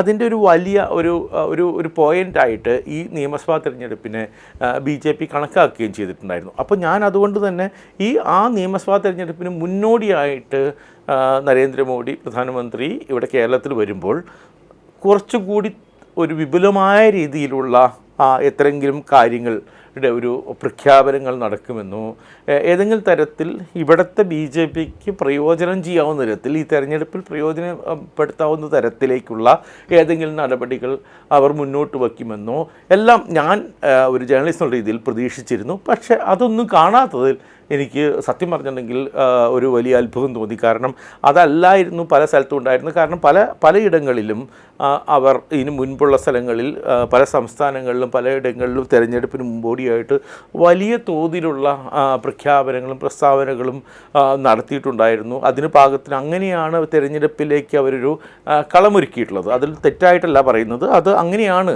അതിൻ്റെ ഒരു രീതി നടക്കുന്നത്. ആ രീതിയിൽ നടക്കുന്നുണ്ടായിരുന്നു. അപ്പോൾ കേരളത്തിൽ ശരിക്കും അടുത്ത തെരഞ്ഞെടുപ്പിൽ അത്ര വലിയ പ്രതീക്ഷ BJP നമ്മൾ വിചാരിക്കുന്ന മാതിരി, അല്ലെങ്കിൽ ഇവിടുത്തെ മാധ്യമങ്ങൾ പ്രചരിപ്പിക്കുന്ന തരത്തിലേക്കുള്ളൊരു പ്രതീക്ഷ BJP വയ്ക്കുന്നില്ലേ എന്നുള്ളൊരു സംശയം എനിക്ക് ഇന്നത്തെ പ്രധാനമന്ത്രിയുടെ ഒരു വരവിനും അതിനുള്ള പ്രഖ്യാപനങ്ങൾക്കും ശേഷം എനിക്ക് ഒരു തോന്നലുണ്ടായി. ഓക്കെ ഞാൻ മടങ്ങി വരാം. ഞാൻ അഖിലിലേക്ക് പോകുന്നു. അഖിൽ, എന്തായാലും നേരത്തെ വിവേചനത്തിന്റെ കാര്യമൊക്കെയാണ് അഖിൽ പറഞ്ഞത്. കേരളത്തിന് എന്തെങ്കിലും കിട്ടണമെങ്കിൽ പിണറായി വിജയനും CPIM-ഉം BJP-യിൽ ചേരുമെന്ന് പറഞ്ഞ കേന്ദ്രമന്ത്രി ഒപ്പം നിർത്തിക്കൊണ്ടാണ് ഞങ്ങൾക്ക് ആരോടും വിവേചനമില്ല എന്ന് അഖിൽ പറയുന്നത്. അവസരം കിട്ടണമെങ്കിൽ AR റഹ്മാനോട് കർവാപ്പസ് ചെയ്യൂ എന്ന് പറഞ്ഞ ആളുകളെ ഒപ്പം നിർത്തിക്കൊണ്ടാണ് നിങ്ങൾ ഈ വിവേചനത്തെക്കുറിച്ച് പറയുന്നത്. അതെന്തായാലും അവിടെ നിൽക്കട്ടെ. ഇപ്പോൾ ഏറ്റവും ഒടുവിൽ പറഞ്ഞു ബ്ലൂ പ്രിന്റ് ഇല്ലെങ്കിൽ എന്താ പ്രധാനമന്ത്രി ഗ്രീൻ ഫ്ലാഗ് വീശിയില്ലേ എന്ന് പറയുന്നേക്കെടുത്ത് അഖിൽ കാര്യങ്ങൾ എത്തിക്കുകയാണ്. അതാ ഇവിടെ ഇപ്പോൾ ഏറ്റവും ഒടുവിൽ ശ്രീജിത്ത് ദിവാരൻ പറഞ്ഞതുപോലെ. അഖിൽ, എനിക്ക് പൊളിറ്റിക്കൽ ചോദ്യമുണ്ട്. ഞാൻ അതിലേക്ക് വരുന്നതിന് മുൻപ് ഒരു ചെറിയ കമന്റ് മാത്രം മതി കേട്ടോ. ഈ വലിയൊരു ഇതിനെ ഒരു സങ്കീർണമാക്കാതെ വളരെ ലളിതമായി ശ്രീജിത്ത് ദിവാരൻ പറഞ്ഞതുപോലെ എന്തുകൊണ്ടാണ് അഖിൽ ചരിത്രത്തിൽ ആദ്യമായി ഒരു തിരുവനന്തപുരം പോലെ ഒരു കോർപ്പറേഷൻ നഗരത്തിന്റെ ഭരണം പിടിച്ച് പ്രധാനമന്ത്രി ഇവിടേക്ക് വരുന്നു, അതിന് മുൻപ് പറഞ്ഞതും ശേഷം പറഞ്ഞതും വിടൂ, വളരെ ലളിതമായി ചോദിക്കുകയാണ് കേട്ടോ, ഒരു പ്രഖ്യാപനവും ഉണ്ടാകാതിരുന്നത് എന്തുകൊണ്ടാണ്? അഖിലിനെ പോലുള്ള ആളുകൾക്ക് വ്യക്തിപരമായി പോലും അതിലൊരു നിരാശ തോന്നുന്നില്ലേ? അല്ല, എൻ്റെ നിരാശ ഞാൻ അൻസിതയോട് പറയാം. പക്ഷേ ഞാൻ അതിന് മുമ്പ് ഒരു കാര്യം ഞാൻ അൻസിതയോട് പറയാം. അൻസിത നേരത്തെ CPM പ്രതിനിധിയോട് സംസാരിക്കാൻ പോകുന്നതിന് മുമ്പ് പട്ടിയുടെ കൂടെ കിടക്കുന്നെന്നോ, ആരോ ചത്ത് കിടക്കുന്നെന്നോ, മാലിന്യത്തിൽ വീഴുന്നെന്നോ, എന്തോ വെള്ളം കുടിക്കുന്നെന്നൊക്കെ പറഞ്ഞല്ലോ. എന്തായാലും എൻ്റെ അറിവിൽ ഗുജറാത്തിലെ തിരുവനന്തപുരം റെയിൽവേ സ്റ്റേഷൻ്റെ അരികിലുള്ള മാലിന്യ കൂമ്പാരത്തിലല്ല ജോയി എന്ന് പറയുന്ന മാരായമട്ടത്തുകാരൻ മാലിന്യ കൂമ്പാരത്തിൽ വിഴുന്നു മരിച്ചത് അങ്ങ് ഉത്തരാഖണ്ഡിലുള്ള തിരുവനന്തപുരം നഗരത്തിലെ റെയിൽവേ സ്റ്റേഷനിലല്ല. പറയട്ടെ അസിത, ഞാൻ പറയട്ടെ, നിങ്ങൾ പറഞ്ഞു കേട്ട്. തിരുവനന്തപുരത്തെ അല്ലെങ്കിൽ രാജസ്ഥാനിലെ ആരോഗ്യരംഗത്തെ സിസ്റ്റം അല്ല പ്രോബ്ലം എന്നല്ല ഈ കേരളത്തിലെ ഡോക്ടർമാർ പറഞ്ഞത്. ആശുപത്രി ഇടിഞ്ഞു വീഴുന്ന കെട്ടിടമുള്ളത് അത് വേറെ ഒരു സംസ്ഥാനത്തെയും അല്ല, കേരളത്തിലെ ആരോഗ്യ മേഖലയിലാണ്. ഓപ്പറേഷൻ നടക്കുമ്പോൾ കത്തിയും കുടൽമാലയും ഒക്കെ തന്നെ ഒരുമിച്ച് വെച്ച് തുന്നിക്കെട്ടുന്ന ആശുപത്രിയുള്ള കേരളത്തിലാണ്, മറ്റു സംസ്ഥാനങ്ങളിലല്ല. കുട്ടിയുടെ പനിയായി പോകുന്ന കുട്ടിയുടെ കൈമുറിച്ച് മാറ്റുന്ന ആശുപത്രി അത് കേരളത്തിലാണ്. കുട്ടികൾ സ്കൂളിലേക്ക് പോകുമ്പോൾ പാമ്പ് കടിയേറ്റ് മരിക്കുന്നത് കേരളത്തിലാണ്. കുട്ടികൾ ഷോക്കടിച്ച് മരിക്കുന്ന വിദ്യാലയമുള്ളത് കേരളത്തിലാണ്. നിങ്ങൾ എന്താ ഇതൊന്നും പറയാതെ പോകുന്നത്? നിങ്ങളെല്ലാം ഗുജറാത്ത് എന്ന് പറഞ്ഞിട്ട് കാര്യമില്ല. ഈ കോട്ടയത്താണെന്ന് ആശുപത്രി ഇടിഞ്ഞു വീഴുന്ന ഒരു അമ്മ മരിച്ചത്. നിങ്ങൾ എന്താ ഇത് കാണാതെ പോകുന്നത്? എന്തേ നിങ്ങൾ കാണാതെ പോകുന്നത്? ഇനി ഞാൻ പറയട്ടെ, നിങ്ങൾ ഇടപെടണ്ടെന്ന്, നിങ്ങൾ ഇടപെടണ്ട. അല്ല, ഞാൻ പറയുന്നത് അഭിമാനമായ എന്റെ കേരളത്തെ പറ്റി നിങ്ങൾ മറ്റു സംസ്ഥാനങ്ങളുമായി താരതമ്യം ചെയ്ത് എന്റെ കേരളത്തെ നിങ്ങൾ എന്തിനാണ് ഇങ്ങനെ അപമാനിക്കുന്നത്? നിങ്ങൾ അപമാനിക്കുന്നത് എന്തിനാണ്? കൈരളിക്ക് എന്താ കേരളത്തോട് വിവേചനമുണ്ടോ? കൈരളിക്ക് കേരളത്തോട് എന്തെങ്കിലും വൈരാഗ്യമുണ്ടോ? കേരളത്തിൽ എന്റെ ചോദ്യം ഞാൻ ഡയറക്റ്റായിട്ട് ചോദിക്കുന്നു.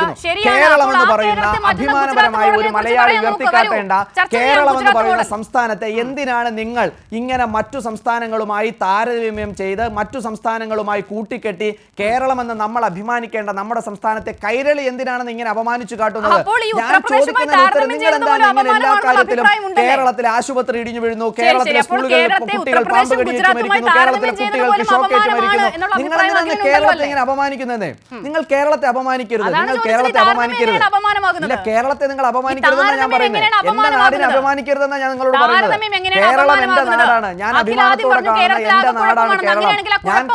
ഞാൻ പാറശാലയ്ക്ക് അപ്പുറത്തേക്ക് കന്യാകുമാരിയിൽ പോയാൽ മലയാളി എന്ന് പറഞ്ഞ് അഭിമാനിക്കുന്ന ആളാണ് ഞാൻ. മഞ്ചേശ്വരത്തിന് അപ്പുറത്തേക്ക് പോയാൽ മംഗലാപുരത്തിൽ കർണാടകയിൽ പോയാൽ മലയാളി എന്ന് പറഞ്ഞ് അഭിമാനിക്കുന്ന ആളാണ് ഞാൻ. നിങ്ങൾ എന്റെ മലയാള നാടിനെ, എന്റെ കേരളത്തെ നിങ്ങൾ അപമാനിക്കരുത്. എനിക്ക് അത്രേ നിങ്ങളോട് പറയുള്ളൂ. പിന്നെ ഞാൻ CPM-ന്റെ പ്രതിനിധിയായി വന്നിരിക്കുന്ന, ഞാൻ പറയട്ടെ, നിങ്ങൾ എന്നോട് ചോദ്യം ചോദിച്ചാൽ എനിക്ക് മറുപടി പറയണ്ടേ? CPM പ്രതിനിധിയോട് എനിക്കൊരു എന്റെ പ്രായത്തോളം അദ്ദേഹത്തിന്റെ രാഷ്ട്രീയ പരിധി നിങ്ങൾ ചോദിച്ച ചോദ്യം എന്റെ ഓർമ്മകളിലുണ്ട്. നിങ്ങൾ ചോദിച്ച പൊളിറ്റിക്കൽ ചോദ്യവും മാധ്യമപ്രവർത്തകനായ ശ്രീജിത്ത് ദിവാകരൻ ചോദിച്ച ചോദ്യത്തിന് ഉത്തരവും ലളിതമായി പറയാൻ എന്റെ ഓർമ്മയിലുണ്ട്. അതിനു മുമ്പ് ഞാൻ എന്റെ പ്രായത്തോളം വരും ഞാൻ ബഹുമാനത്തോടു കൂടിയാണ് CPM പ്രതിനിധിയോട് സംസാരിക്കുന്നത്. ഞാൻ ബഹുമാനത്തോടു കൂടിയാണ് സംസാരിക്കുന്നത്. എന്തുകൊണ്ടാണ് BJPക്ക് 5 കൊല്ലം ഭരിക്കാൻ തന്നത് എന്ന് ചോദിച്ചാൽ, അങ്ങ നേതൃത്വം നൽകിയ തെരഞ്ഞെടുപ്പിൽ ഈ നഗരം ഒരു നഗരമാകരുത് എന്ന് ഈ നാട്ടിലെ ജനങ്ങൾ ചിന്തിച്ചത് കൊണ്ടാണ് BJPക്ക് അധികാരം തന്നത്. ഞങ്ങൾ ഇരുന്ന സീറ്റിലേക്ക് നിങ്ങളെ എത്തിച്ചതും. അത്രയും മാത്രമേ ഉള്ളൂ എനിക്ക് അങ്ങയോട് പറയാനുള്ളത്. കാരണം എന്താണ് ഞങ്ങൾ ഞാനൊന്നും അദ്ദേഹത്തോട് മറുപടി പറഞ്ഞോട്ടെ. ഞാൻ BJPയുടെ പ്രതിനിധിയായല്ലേ വന്നിരിക്കുന്നത്. അപ്പോൾ CPM-ന്റെ പ്രതിനിധി പറയുന്ന രാഷ്ട്രീയമായ ആരോപണത്തിന് മറുപടി പറയുക എന്നത് എന്റെ ഉത്തരവാദിത്തമാണ്. നിങ്ങൾ ഇടപെടരുതേ. അദ്ദേഹത്തിന് പറയാൻ നാവുണ്ട്, അദ്ദേഹത്തിന് പറയാനുള്ള ആരോഗ്യമുണ്ട്. എന്നോട് മറുപടി അദ്ദേഹം പറഞ്ഞോളൂ, എന്നോട് പറയാൻ മറുപടി അദ്ദേഹം പറഞ്ഞോളൂ. നിങ്ങൾ നിൽക്കൂ, സമയമുണ്ട്. നിങ്ങൾ നേരത്തെ രണ്ടുപേരും നന്നായി നിങ്ങൾക്ക് സുഖിക്കുന്ന തരത്തിൽ കഥ പറഞ്ഞപ്പോൾ നിങ്ങൾ ഇടപെട്ടില്ലല്ലോ. അവർ രണ്ടുപേരും നന്നായി നിങ്ങൾക്ക് സുഖിക്കുന്ന തരത്തിൽ കഥ പറഞ്ഞപ്പോൾ നിങ്ങൾ ഇടപെട്ടില്ലല്ലോ അസിതേ. നിങ്ങൾ നിക്ക് ഞാൻ ഇനി പറയാനുള്ളത് പറഞ്ഞിട്ടേ നിങ്ങളുടെ ചോദ്യത്തിന് ഉത്തരം പറയൂ. നിങ്ങൾ ചോദിച്ച ചോദ്യം എനിക്ക് നിരാശയുണ്ടോ എന്നുള്ള നിങ്ങളുടെ ചോദ്യം എന്റെ ഓർമ്മയിലുണ്ട്. പക്ഷെ ഞാൻ പറയാനുള്ള എന്റെ രാഷ്ട്രീയ മറുപടി പറഞ്ഞതിനു ശേഷം മാത്രമേ ഇനി അസിത എത്ര ഉച്ചത്തിൽ ഈ എന്റെ വാക്കുകളെ തടസ്സപ്പെടുത്തിയാലും ഞാൻ എനിക്ക് പറയാനുള്ള മറുപടി പറഞ്ഞതിനു ശേഷം മാത്രമേ നിങ്ങൾ പറയുള്ളൂ. ഞാൻ ലളിതമായി അദ്ദേഹത്തിനോട് പറയുന്നു, എന്താണ് BJP മുന്നോട്ട് വെച്ചത്? ഞങ്ങൾ പറയുന്നു BJP ഈ ഓവറോൾ ഈ തിരുവനന്തപുരത്തിന് എടുത്ത് തലകുത്തനെ മറിക്കാമെന്നൊന്നും ഞങ്ങൾ പറഞ്ഞില്ല. ഞങ്ങൾ അങ്ങനെ പറയുന്ന രാഷ്ട്രീയ പാർട്ടിയുമല്ല. കാരണം ഞങ്ങൾ കേരളത്തിൽ ഞങ്ങൾ ശരിയാണ്, ഞങ്ങൾ പിന്നോട്ട് നിൽക്കുന്നതാണ്, ഞങ്ങൾ പരാജയങ്ങൾ ഒരുപാട് ഏറ്റുവാങ്ങിയിട്ടുണ്ട്, തെരഞ്ഞെടുപ്പിൽ ഞങ്ങൾ നിന്നിട്ടുണ്ട്, ഞങ്ങളും രാഷ്ട്രീയ പ്രവർത്തനം നടത്തുന്നതല്ലേ, ഞങ്ങൾക്കും ഒരു ദേശീയ നേതൃത്വമില്ലേ, ഞങ്ങളൊരു ദേശീയ പാർട്ടിയല്ലേ, ഞങ്ങളുടെ തെരഞ്ഞെടുപ്പിന് നേതൃത്വം നൽകുന്ന ഒരു ദേശീയ നേതൃത്വമല്ലേ. അപ്പോൾ ഞങ്ങൾ രാഷ്ട്രീയമായി ഈ നാട്ടിൽ 45 ദിവസം ഈ 45 വർഷം ഈ നാടിനെ മുടിച്ച ഒരു ഭരണകൂടത്തിനെതിരെ അല്ലെങ്കിൽ ഒരു മുന്നണിക്കെതിരെ ഒരു പാർട്ടിക്കെതിരെ ഞങ്ങൾ പൊളിറ്റിക്കലായി ചില അജണ്ടകൾ വെച്ചു. ഞങ്ങൾ വെച്ചത് ശരിയാണെന്ന് ഈ നാട്ടിലെ ജനങ്ങൾ തിരിച്ചറിഞ്ഞു. ഞങ്ങൾ ആ ജനങ്ങളോട് പ്രതിബദ്ധതയുണ്ട്, ഞങ്ങൾ ആത്മാർത്ഥതയോടുകൂടി ആത്മാഭിമാനത്തോടുകൂടി ഞങ്ങൾ പറയുന്നു, തിരുവനന്തപുരത്തിന് കഴിഞ്ഞ 45 വർഷം നഷ്ടമായതുപോലെ BJPയുടെ കയ്യിലേക്ക് എത്തിച്ച ഈ 5 വർഷം നഷ്ടമാകില്ല എന്ന് ഈ 10 ലക്ഷം ജനങ്ങളോടും ഞങ്ങൾ അഭിമാനത്തോടു കൂടി പറയുന്നുണ്ട്. ഞങ്ങൾക്ക് ആ ബോധ്യം ഞങ്ങൾക്കുണ്ട്. ആ കാര്യത്തിൽ നിരാശ CPM-ന് വേണ്ട. കാരണം ആ നിരാശ CPM-ന് ഉണ്ടാവേണ്ട സമയം അവശേഷിച്ചു പോയി എന്നുള്ളതാണ്. ഇനി ഞാൻ പറയട്ടെ, ചോദ്യം ഞാൻ കേട്ടിരുന്നു, ഞാൻ മറുപടി പറയാനാണ് വന്നത്. നിങ്ങൾ ചോദിച്ച ചോദ്യം ഞാൻ കേട്ടിരുന്നു. പറഞ്ഞത് ജോയി ആയിക്കോട്ടെ ശ്രീജിത്ത് ദിവാരൻ ആയിക്കോട്ടെ അവർ പറഞ്ഞ കാര്യത്തിനുള്ള അഖിലിന്റെ പൊളിറ്റിക്കൽ മറുപടിയാണ്. അത് ക്ലിയർ ആണ്. അതിൽ അടുത്ത ഘട്ടത്തിൽ അവർ മറുപടി പറയട്ടെ. എന്റെ ചോദ്യം പ്രധാനമന്ത്രി, ഞാൻ മുൻപ് ജോയിയോട് ചോദിച്ചു, പ്രധാനമന്ത്രി ഇന്ന് പറഞ്ഞതിൽ എനിക്കിതിൽ ഏറ്റവും പ്രധാനം എന്ന് തോന്നിയ കാര്യം അതാണ് കേട്ടോ. കേന്ദ്ര ആവിഷ്കൃത പദ്ധതികളുടെ ഗുണം കേരളത്തിലെ ജനങ്ങൾക്ക് കിട്ടാത്ത നിലയിൽ കേരളത്തിലെ സർക്കാർ ഇടപെടുന്നു എന്ന ഗുരുതരമായ ഒരു പ്രസ്താവന പ്രധാനമന്ത്രിയുടെ ഭാഗത്തുനിന്ന് ഉണ്ടായി. അത് കഴിഞ്ഞ റൗണ്ടിൽ ബിജോയ് MLA അതിനെക്കുറിച്ച് പറയുകയും ചെയ്തു. അതിന്റെ ഭാഗമായി 5783 കോടി സംസ്ഥാനത്തിന് നഷ്ടം വന്നിട്ടുണ്ട് എന്നും അദ്ദേഹം പറഞ്ഞു. അപ്പോൾ പ്രധാനമന്ത്രി പറഞ്ഞ ഈ പദ്ധതികൾ ഏതൊക്കെയാണ്, അതിലേതിലൊക്കെയാണ് കേരള സർക്കാർ മുഖം തിരിഞ്ഞു നിന്നിട്ടുള്ളത്? അതൊന്ന് ജനങ്ങളെ അറിയിക്കേണ്ടേ, നമുക്ക് പറയൂ അതിനെക്കുറിച്ച്. പ്രധാനപ്പെട്ട മറ്റു കാര്യങ്ങളുമുണ്ട്. അദ്ദേഹം പറഞ്ഞ മറ്റു കാര്യങ്ങൾ എന്തേ നിങ്ങൾ ചർച്ച ചെയ്യാതെ പോകുന്നു? അദ്ദേഹം പറഞ്ഞ പ്രസംഗത്തിന്റെ തുടക്കഘട്ടം മുതൽ അദ്ദേഹം പറഞ്ഞ ചില കാര്യങ്ങളുണ്ട്. ശബരിമല സ്വർണ്ണക്കൊള്ള അദ്ദേഹം പറഞ്ഞിരുന്നു. എന്തേ നിങ്ങൾ കേട്ടില്ലായിരുന്നു? അദ്ദേഹം കേട്ടില്ല. ഞാൻ പറയട്ടെ, അദ്ദേഹത്തിന്റെ പ്രസംഗമാണല്ലോ ചർച്ച, അദ്ദേഹത്തിന്റെ പ്രസംഗമാണ് ചർച്ച. ഞാൻ പറയട്ടെ അസിതേ, നിങ്ങൾ മറുപടി ഉണ്ടെങ്കിൽ അത് നിങ്ങൾ പറയുന്നത് പോലെ വൺ വേഡ് ക്വസ്റ്റ്യൻ അല്ലല്ലോ, നിങ്ങൾ ചോദിക്കുന്നത് വൺ വേഡ് ക്വസ്റ്റ്യൻ അല്ല, അതുകൊണ്ട് എനിക്ക് വൺ വേഡ് ഉത്തരവുമില്ല. ഞാൻ ചോദിക്കുന്നത് ഇപ്പോൾ CPM-ന്റെ പ്രതിനിധി നിയമസഭാ അംഗം കൂടിയാണ്. അസിതേ നിക്ക്, ഞാൻ പറയട്ടെ, നിങ്ങൾ പറയുന്നത് കേൾക്കാനുള്ള മാന്യത കാണിക്കുന്നത്. ഞാൻ പറയട്ടെ, CPM-ന്റെ പ്രതിനിധി നിയമസഭാ സാമാജികൻ കൂടിയാണ്. അദ്ദേഹത്തിന്റെ ധനമന്ത്രി കോടതി പോയിരുന്നല്ലോ, അദ്ദേഹത്തിന്റെ മന്ത്രിസഭയിലുള്ള അംഗങ്ങൾ ഇവിടെ സമരം വരുന്നല്ലോ, അപ്പോഴൊന്നും ഇല്ലാത്ത തുക എന്തേ ഇപ്പോ വരുന്നു? ഇങ്ങനെ ദിവസങ്ങൾ കൂടുന്തോറും പലിശയ്ക്ക് കണക്കുകാരൻ പറയുന്നത് പോലെയാണ് കേരളത്തിലെ CPM നേതൃത്വം പറയുന്നത്. കോടതി പോയപ്പോൾ ഈ തുക ഇല്ലായിരുന്നു, കോടതി പോയപ്പോൾ ഈ തുക ഇല്ലായിരുന്നു, കോടതി പോയപ്പോൾ സാഷ്ടാംഗ ഞങ്ങൾ പുറത്ത് സെറ്റിൽമെന്റ് നടത്തിക്കൊള്ളാമെന്ന് പറഞ്ഞാണ് കേരളത്തിലെ ധനമന്ത്രി അടക്കം കോടതിയിൽ നിന്ന് സാഷ്ടാംഗം നമസ്കരിച്ച്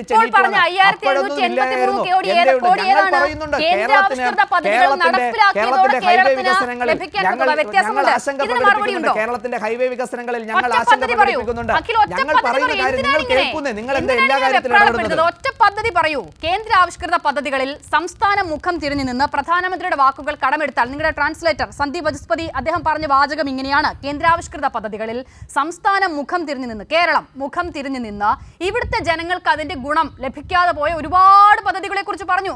ഒരെണ്ണം പറഞ്ഞു തരൂ. അങ്ങനെയൊന്നും ഉണ്ടെങ്കിൽ കേന്ദ്രാവിഷ്കൃത പദ്ധതിയുടെ ഗുണം നമുക്കൊക്കെ അവകാശപ്പെട്ടതല്ലേ? എനിക്കും അഖിലിനും അവകാശപ്പെട്ടതല്ലേ? നമുക്കത് ചോദിച്ച് വാങ്ങണമല്ലോ. പറയൂ അഖിൽ, ഏതൊക്കെയാണ് ആ പദ്ധതികൾ? അതാണെന്ന് ഞാൻ പറഞ്ഞത്. നിങ്ങൾ പറയാൻ സമയം തരണ്ടേ?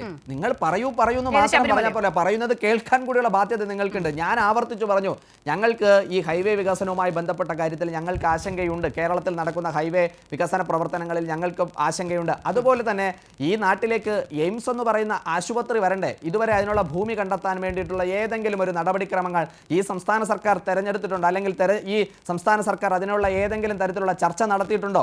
അതൊക്കെ വരണ്ടേ. ഇതെല്ലാം ഞങ്ങൾ പറയുന്നത് ഒരു പദ്ധതി പ്രഖ്യാപിച്ചാൽ ഇത് പൂ വിരിയുന്നത് പോലെയല്ലല്ലോ അസിതെ. ഒരു വികസന പദ്ധതി അല്ലെങ്കിൽ ഒരു പ്രഖ്യാപനം ഉണ്ടായാൽ ആ പ്രഖ്യാപനത്തെ നാട്ടിലെ ജനങ്ങൾക്ക് ഗുണപ്രദമാകുന്ന തരത്തിൽ കേരളത്തിന്റെ ഭൂമിശാസ്ത്രം അല്ലെങ്കിൽ ഭൂമിഘടന അനുസരിച്ച് എവിടെയാണ് നടപ്പിലാക്കാൻ പറ്റുക ആ സ്ഥലത്തേക്ക് പോകാൻ, ആ ജനങ്ങൾക്ക് അല്ലെങ്കിൽ ആ സുഖം ലഭിക്കുന്ന തരത്തിലേക്ക് ഒരു ആശുപത്രി വന്നാൽ, ആ സ്പെഷ്യാലിറ്റി ഹോസ്പിറ്റൽ വന്നാൽ സംസ്ഥാനത്തിന്റെ ഏത് ഭാഗത്തേക്ക് ആ ആശുപത്രിയെ കൊണ്ടെത്തിച്ചാൽ അവിടെ ജനങ്ങൾക്ക് ഗുണമാകും എന്നുള്ള കാര്യമല്ലേ ചർച്ച ചെയ്യേണ്ടത്. നിങ്ങൾ എല്ലാത്തിലും എന്തിനാണ് ഈ രാഷ്ട്രീയം കാണുന്നത്?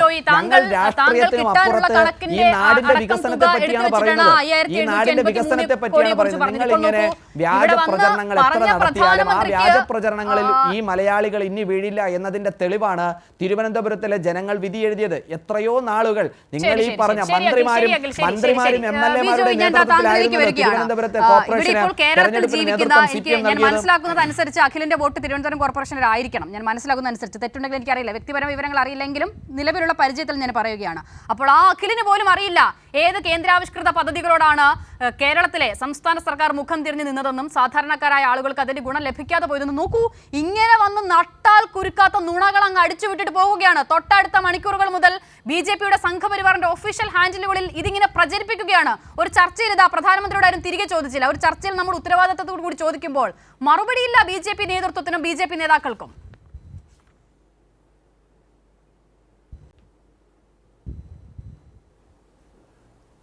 അസിത, ഒരു കാരണവശാലും ശ്രീ അഖിലിനോട് ഉത്തർപ്രദേശ് എന്നോ ഗുജറാത്ത് എന്നോ എന്നും പറയാൻ പാടില്ല.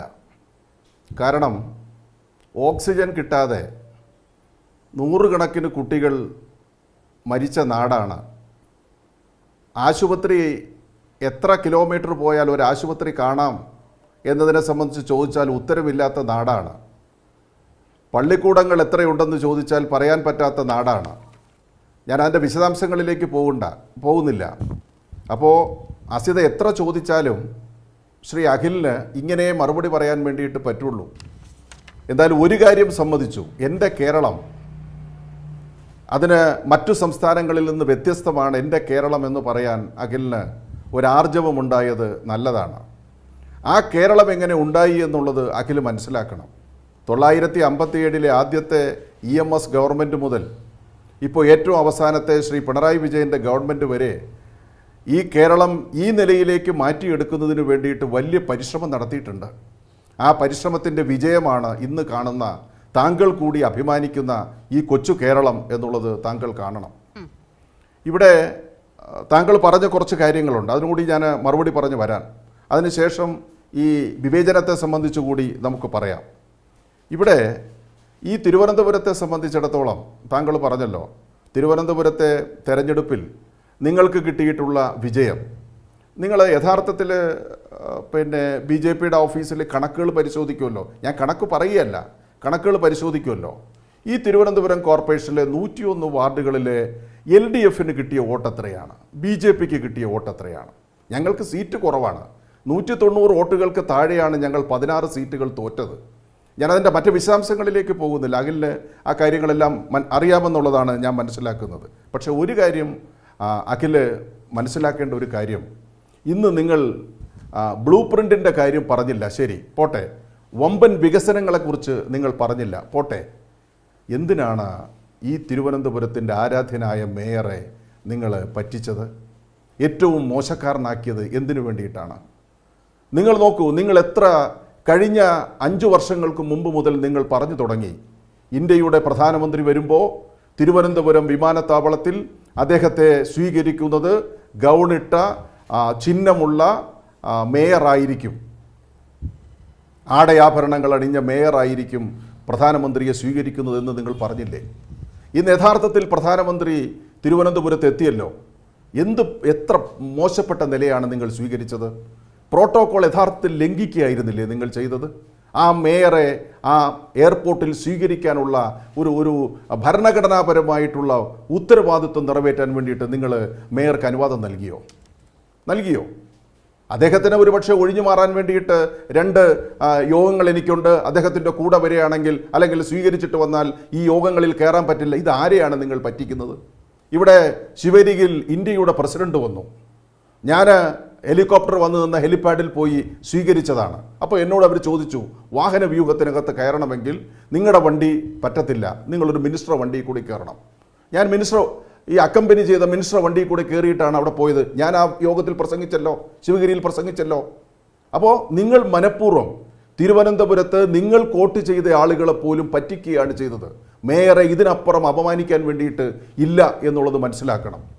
നിങ്ങൾ ഈ തെരഞ്ഞെടുപ്പിൽ ജയിച്ചത് മറ്റു ചില ആളുകളെ ഉയർത്തി കാണിച്ചിട്ടാണല്ലോ. ഇപ്പോൾ ശ്രീലേഖയെ പോലുള്ള IPS ഉദ്യോഗസ്ഥരെ ഉയർത്തി കാണിച്ചിട്ടാണല്ലോ നിങ്ങൾ ഈ തെരഞ്ഞെടുപ്പിൽ മത്സരിക്കുകയും പിന്നെ കുറച്ച് നിഷ്പക്ഷമതികളായിട്ടുള്ള അല്ലെങ്കിൽ ഉദ്യോഗസ്ഥരായിട്ടുള്ള ആളുകളുടെ എല്ലാം വോട്ട് വാങ്ങുന്നതിന് വേണ്ടിയിട്ട് ശ്രമിച്ചല്ലോ. ഇന്ന് ആ ശ്രീലേഖ ആ സ്റ്റേജിൽ നിന്ന ചിത്രം നിങ്ങൾ കണ്ടല്ലോ. എല്ലാ സോഷ്യൽ മീഡിയയിലും ചാനലുകളിലും വന്നല്ലോ ആ ശ്രീലേഖയുടെ സ്ഥിതി എന്തായിരുന്നു എന്നുള്ളത്. കരിവേപ്പല പോലെ എടുത്തെറിഞ്ഞില്ലേ ശ്രീലേഖയെ നിങ്ങൾ?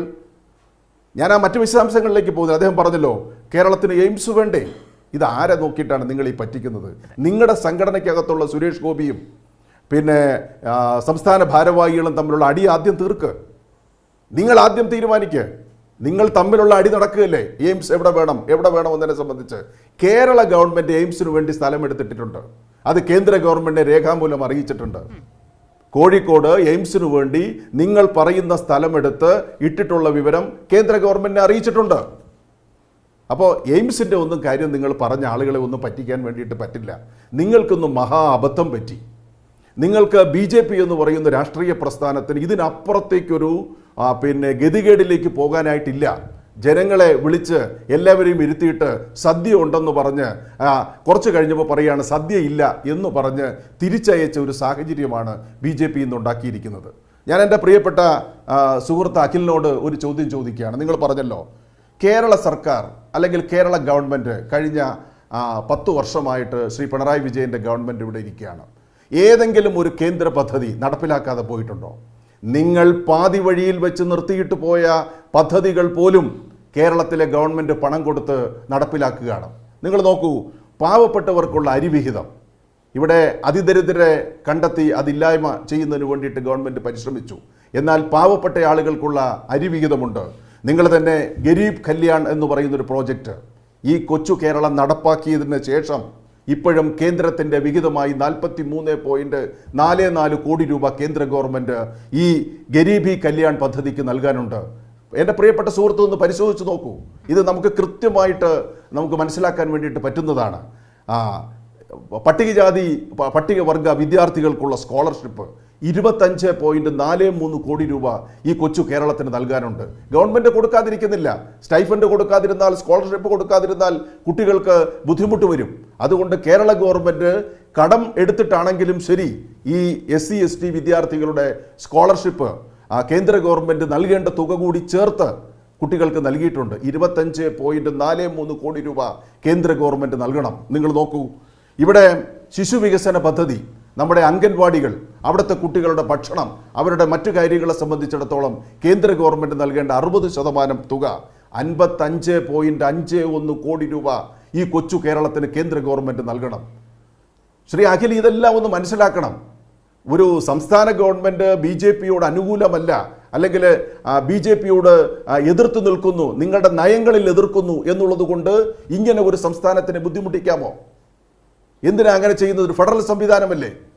കേന്ദ്രവും കേരളവും അല്ലെങ്കിൽ കേന്ദ്രവും സംസ്ഥാനങ്ങളും എന്ന് പറയുന്നത് ഒരു അമ്മ പെറ്റ മക്കളെ പോലെ പ്രവർത്തിക്കേണ്ടവരല്ലേ.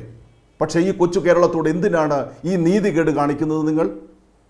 ഇവിടെ ഉന്നത വിദ്യാഭ്യാസ മേഖലയ്ക്ക് 21.44 കോടി രൂപ, സാമൂഹ്യനീതി വകുപ്പിന് 30.9 കോടി രൂപ, ക്ഷേമ പെൻഷൻ ഇനിയിപ്പോൾ പോട്ടെ, ഇവിടെ കേരളത്തിൽ 2000 രൂപയാണ് ക്ഷേമ പെൻഷൻ കൊടുക്കുന്നത്. ആ ക്ഷേമ പെൻഷൻ കൊടുക്കുന്നതിൽ 500 രൂപയും 200 രൂപയും ഒരു 3 ലക്ഷത്തോളം ആളുകൾക്ക് നിങ്ങൾ തരുന്നുണ്ട്. ആ പെൻഷൻ കൊടുത്തത് പോലും 343 കോടി രൂപ ഈ കൊച്ചു കേരളത്തിന് നിങ്ങൾ നൽകണം. ആ പെൻഷൻ കൊടുത്തത് പോലും ആർക്കും പെൻഷൻ കൊടുക്കാതിരിക്കുന്നത് 2000 രൂപ വെച്ച് കേന്ദ്ര ഗവൺമെൻറ് തരുന്നോ ഇല്ലയോ എന്ന് നോക്കുന്നില്ല. 343 കോടി രൂപ ഈ കൊച്ചു കേരളം നിങ്ങൾക്ക് വേണ്ടി കൊടുത്തിട്ട് പിന്നെ നിങ്ങളുടെ മുമ്പിൽ വന്ന് യാചിക്കണമെന്നാണോ നിങ്ങൾ ഈ പറയുന്നത്? അപ്പോൾ വിവേചനമാണ്, ഈ കൊച്ചു കേരളത്തോട് വിവേചനമാണ് നിങ്ങൾ കാണിക്കുന്നത് എന്നുള്ളത് നിങ്ങൾ മനസ്സിലാക്കണം. അതാണ് ഞാൻ പറഞ്ഞത്. മറ്റു കാര്യങ്ങൾ GSTയുടെ കാര്യമാണെങ്കിലും മറ്റു കാര്യങ്ങളുമല്ല ഞാൻ പറയുന്നത്.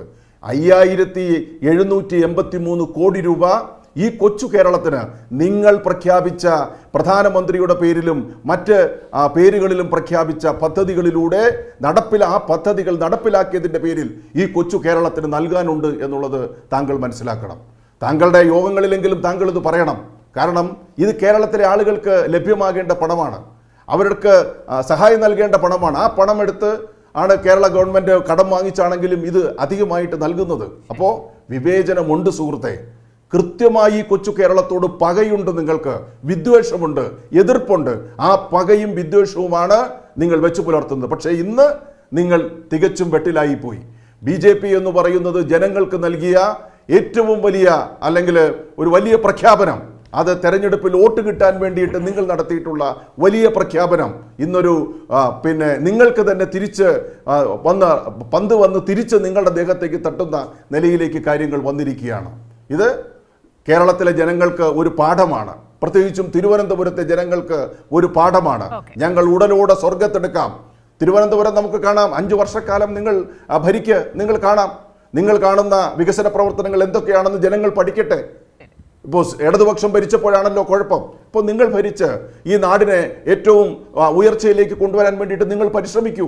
ഞങ്ങൾ പ്രതിപക്ഷത്തിരുന്ന് നിങ്ങൾക്ക് പ്രതിപക്ഷത്തിൻ്റെ റോള് ഞങ്ങൾ വഹിക്കാം, ഒരു പ്രശ്നവുമില്ല. ഞങ്ങൾ പ്രതിപക്ഷത്തിൻ്റെ റോള് വഹിച്ച് ഞങ്ങൾ നിൽക്കാം. അപ്പോൾ ഇത് ശരിയായിട്ടുള്ള വസ്തുത നമ്മൾ ജനങ്ങളോട് പറയണം, വസ്തുതാപരമായിട്ടുള്ള കാര്യങ്ങൾ ജനങ്ങളോട് പറയണം. അത് വേണ്ടിയിട്ടാണ് നമ്മൾ ശ്രദ്ധിക്കേണ്ടത്. അല്ലാതെ ഇപ്പോൾ ഒരു രാഷ്ട്രീയമായിട്ട് നമുക്ക് ജയിക്കാൻ വേണ്ടിയിട്ട് എന്തെങ്കിലും പറയാം.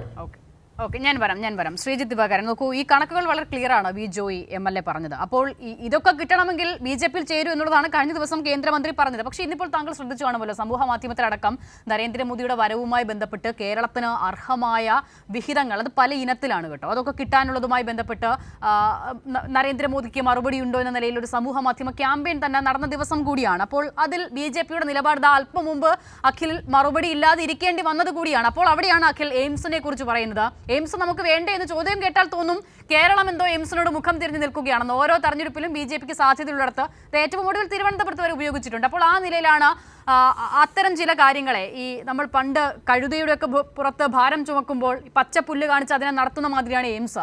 രണ്ടാമതൊന്ന് വയനാട് ഏറ്റവും പ്രധാനപ്പെട്ട ഒരു കാര്യമാണ്, നമ്മൾ മറക്കരുതല്ലോ. തിരുവനന്തപുരത്തിന്റെ കാര്യം പറയാനാണ് വന്നതെങ്കിലും ഒരുപക്ഷെ വയനാടിനെ കുറിച്ച് പ്രധാനമന്ത്രി മിണ്ടും വാ തുറക്കുമെന്ന് കരുതി, അതും ഉണ്ടായില്ല.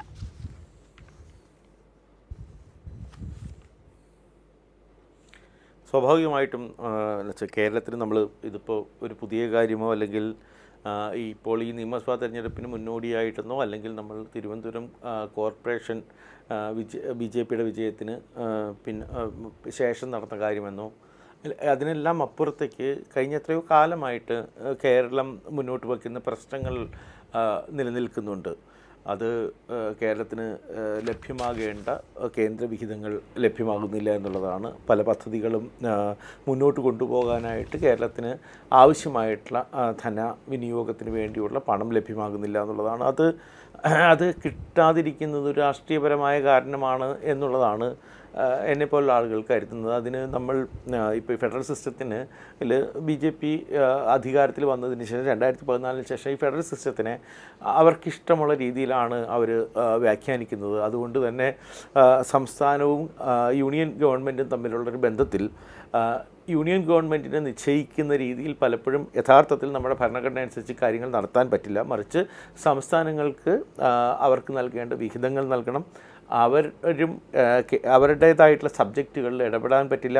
രണ്ട് കൂട്ടർക്കും ഇടപെടാൻ പറ്റുന്ന സബ്ജക്റ്റുകളിൽ പലപ്പോഴും നമ്മളൊരു സമവായത്തിലെത്തണം തുടങ്ങിയിട്ടുള്ള നമ്മുടെ ഭരണഘടന നിർദ്ദേശിക്കുന്ന പല കാര്യങ്ങളും ഉണ്ട്. അതിൽ പല സമയത്തും നമുക്കറിയാം കുറച്ച് കാലമായിട്ട് ഇതിൽ പല പ്രശ്നങ്ങളുമുണ്ട്. ഇപ്പോൾ നമ്മൾ ദീർഘകാലമായിട്ട് ഉന്നയിക്കുന്ന പ്രശ്നമാണ് കേരളം പോലെയുള്ള സംസ്ഥാനങ്ങളിൽ നിന്നുള്ള വിഹിതങ്ങൾ, നമുക്ക് ലഭിക്കേണ്ട വിഹിതങ്ങളിൽ കൂടുതലും ചെലവഴിക്കുന്നത് ഇപ്പോൾ UPയോ ബീഹാറോ പോലെയുള്ള സംസ്ഥാനങ്ങളിലാണ്.